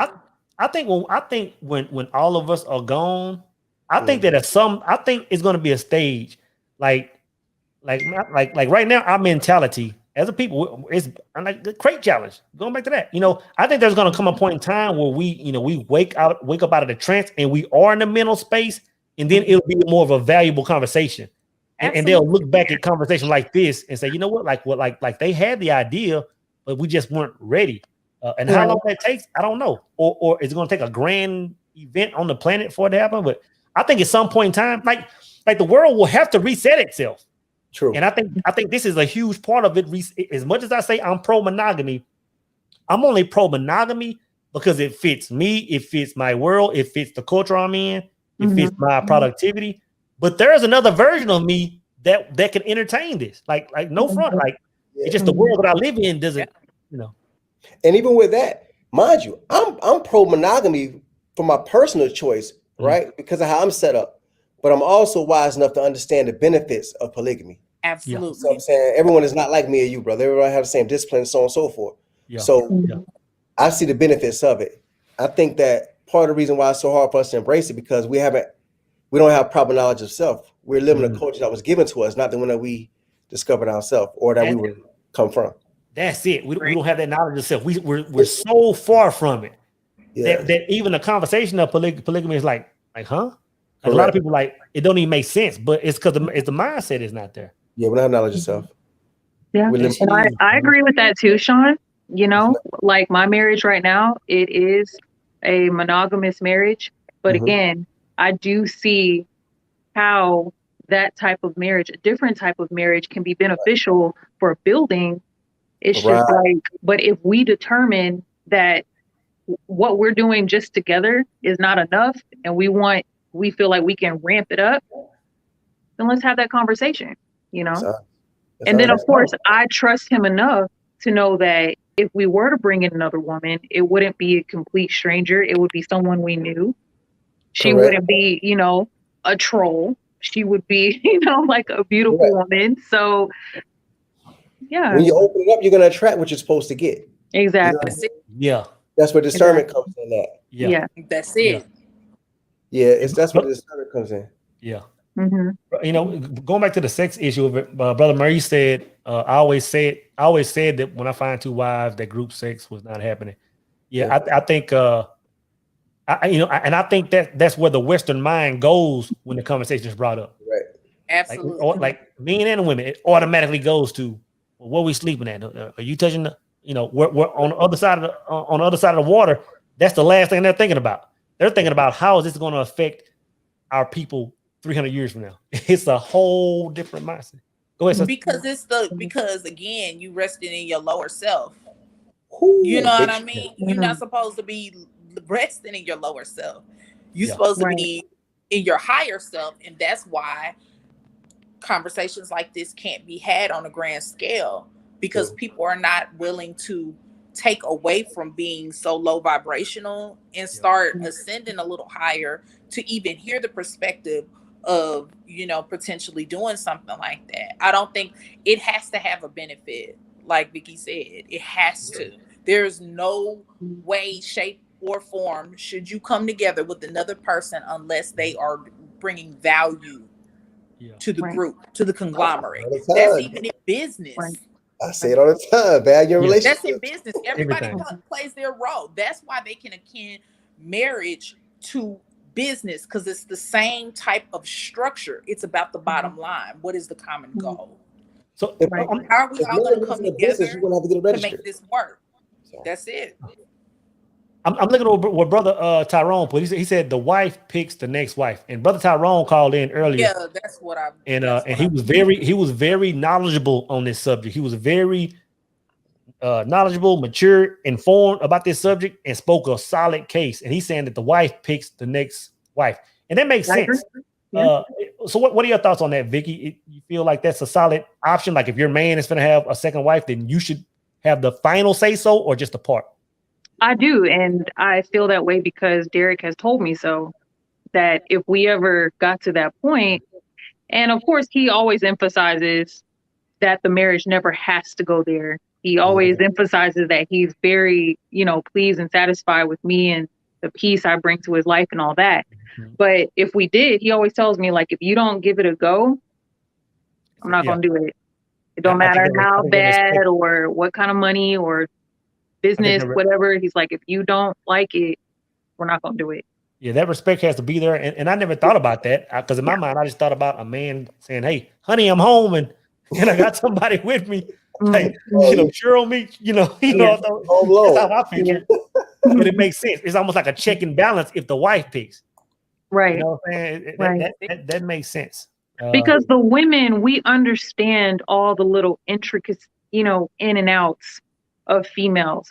We understand female nature, the yin and the yang, the dark and the light, you know? So if we're picking up on weird vibes, or we can tell that, like, you're picking up on those energies that she's really not in it for the right reasons, or she's just trying to see if she can come between.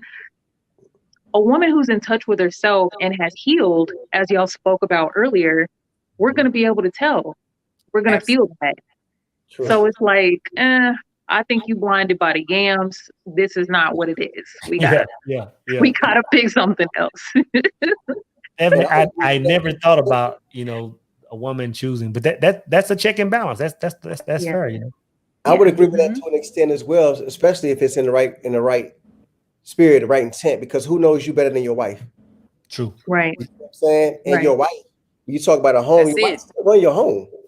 So these women, she has to know if she's going to be able to be compatible with this woman, because what you don't want to happen is to have a harmonious home and then you invite chaos. Yeah. Exactly. Yeah. Exactly. That makes sense. That makes sense. I can't believe I never thought about that. Like I've never. It's almost like when you know, when two kids sitting there for to make a sandwich and one of them cuts it and the other one gets to choose the piece. You know, That's Right. like brilliant. Like that, it only makes sense. I Mm. don't know. I like Good that. stuff. Good stuff. See what the chat's talking about. Western culture is BS. I think our mentality is is not ready for it yet. It's overall. I'm talking about collectively, it's not ready for it yet. Mm, Yeah. Great conversation. yeah, I think that, like I mentioned before, I don't want to make it too much of a black and white thing, but you can't have a conversation about relationships without talking about race. Mm. Again, Mhm. we have not been given our own culture. We've been given their culture, and their culture is to benefit them. So-called white supremacy is predicated upon black inferiority, right? I mentioned this to you before, right? Mhm. So a nation is nothing but a series of a series of communities working together.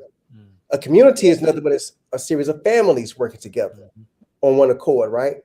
So it Mhm. starts with family. If the family is broken, the community is going to be broken. If the community is broken, the nation is going to be broken, right? So it starts back at home. So why are our homes broken, right? So once we repair that, if we have strong homes, we're going to have strong communities. Now, Right. take that scenario where you have polygamous family. Let's say you have the Joneses, right? And he has 3 wives. And all, they're not on Instagram with the butt on the sink. They're really productive women. He's a productive man. Yeah. And then you got the Simmonses next door. Pause, bro.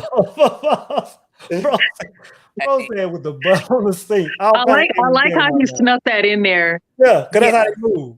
My bad, You bro. gotta be respectful, man. I mean, Yeah. and everything is about respect. We have to be intentional about what it is that we're building, because Exactly.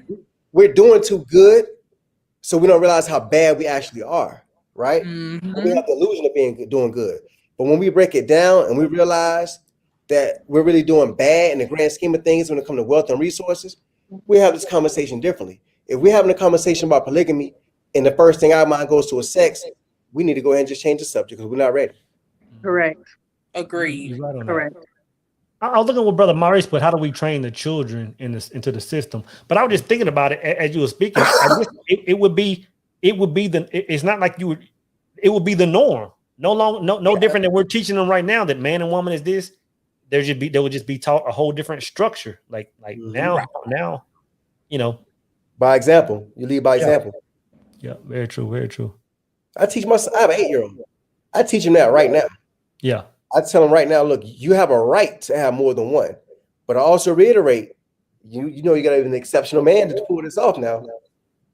Because I don't want that to be I don't want that to seem abnormal to him. Yeah. You know what I'm saying? Because we carry guilt and all types of things when we're doing wrong, when that's just your nature. Yeah. Yeah. If it's exercised properly. I'm trying to find this comment I saw a second ago, man. I got lost in the sauce. I can't find it. It's too far up now. Yeah, I'll and my thing is I still lean toward where I lean, but I do have a better understanding of things now. Which I always saw where it could benefit a culture. Mm-hmm. But just and to be honest, when I hear women speaking about it, that's what gives me a different perspective. I was like, okay, because like I say, when I see it successful, women have a different mentality. It's more of a sisterhood. Correct. So I have a better understanding, but I think that it'll be some time before a whole nation of people are moving in that direction. But I see the beauty in it. I think I'm gonna say this last part. I'm not gonna hold the combo. Even when I'm just meeting sister, I always throw polygamy in there to see where her thoughts are, right? And believe it or not, I can automatically tell if she's selfish based on her answer. That's interesting. Yeah. It'll let you know a lot. It'll let you know where her mindset is. What did it say? Avery Jeffrey said the top 10% of men need to be in polygamous marriages. 3 to 10 wives. Women want high value men. Polygamy is the only answer. At least one part of that I can say is the top 10% of men. I think the top 10% of men do have, the majority of them have a mentality more for it because it's just a different mentality. So I can agree with that. Anybody want to jump in on that? Feed off that? The top 10% of men don't hardly have time for one wife because they're getting it. So yeah, facts. You know what I'm saying? We went back to my argument. My thing is really not having, my thing is never really having had a desire to have a multitude of women. But like the young brother said earlier, it could just be my conditioning.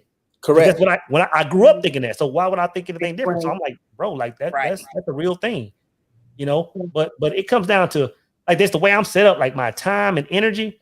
Like, because in my mind, I say, okay, well, if I have, let's say 4 wives, I know that 4 wives have to be cared for financially. That's not an issue. You know, just do the financial thing.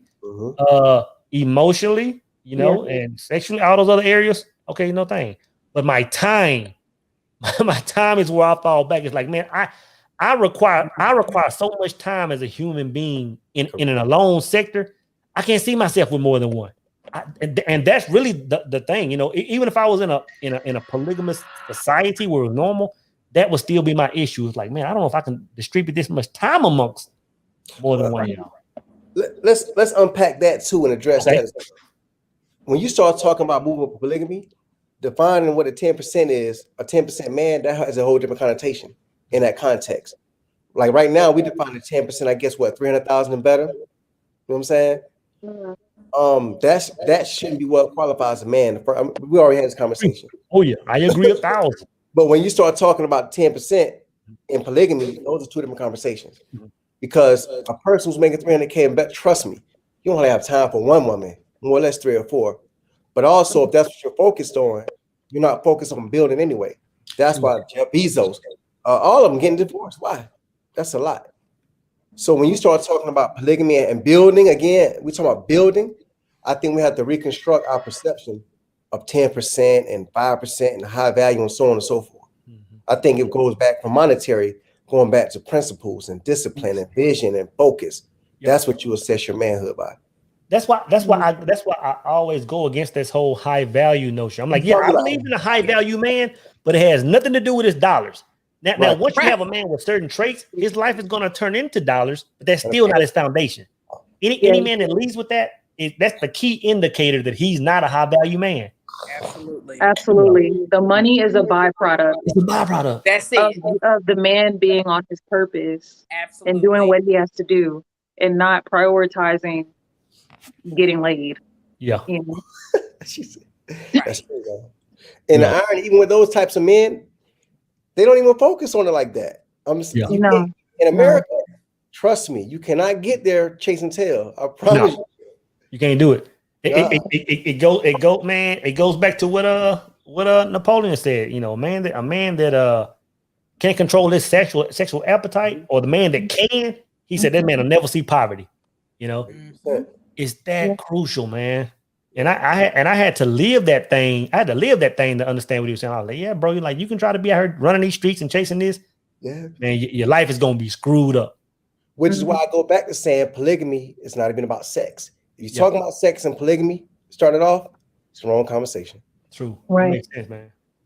I'm with that. Yeah. It makes sense. Making excellent points. Brother says this needs to be emphasized because lots of brothers out here getting money and still lacking. Yes. Yes. That's true. But said finding time is probably the only negative. Yeah. For me, time, it's a time thing for me. But again, like if I saw myself in a different culture, I kind of go back to what the brother said earlier. The brother said, "Hey, like you're a prime candidate for it." It's like and I'm not disagreeing with him. It just don't fit my surroundings. I mean, real talk. Let me keep it 100, 1,000. If I could easily see myself holding down 3 or 4 wives, loving them equally, quarterbacking this situation, giving everybody roles, like this is what you're gonna, this is, and having a harmonious, whatever that word is, environment. I could see myself pulling it off. But it's just not who I am based on my surroundings, based on my upbringing, but I do see that version of myself does exist. So that's why I can say, you know what, there's some truth in polygamy, man. But remember when I said about responsibilities in the chat, I was saying that it comes with a lot of responsibilities. Like, listen, this manhood thing, one of the hardest things in this world to be as a man, not a male, not a boy, but a man. Because you have to understand, you're on the altar every day, brother. When you wake up and you got a wife and a family, you're being sacrificed every day because you got to make sure they're good. And as a man, you're supposed to understand that. Yeah. You know what I'm saying? So you take that and multiply by 3 or 4.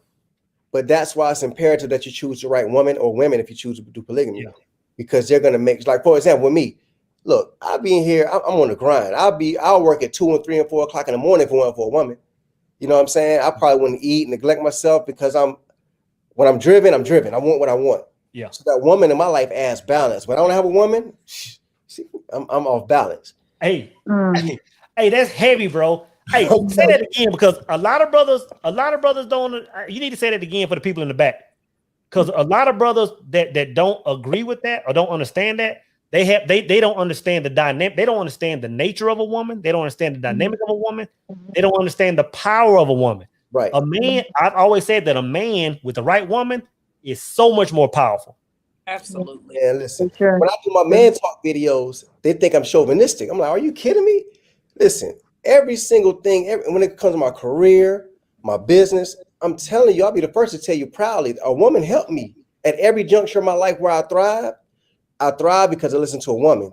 At every juncture of my life where I fail because I didn't listen to a woman. I'll be the first to tell you. I'm masculine, man, all that good stuff, but nah, I need a woman, bro. You know what I'm saying? I can cook, clean, I can do all that, but that's not my role. If I don't have to be, you see what I'm saying?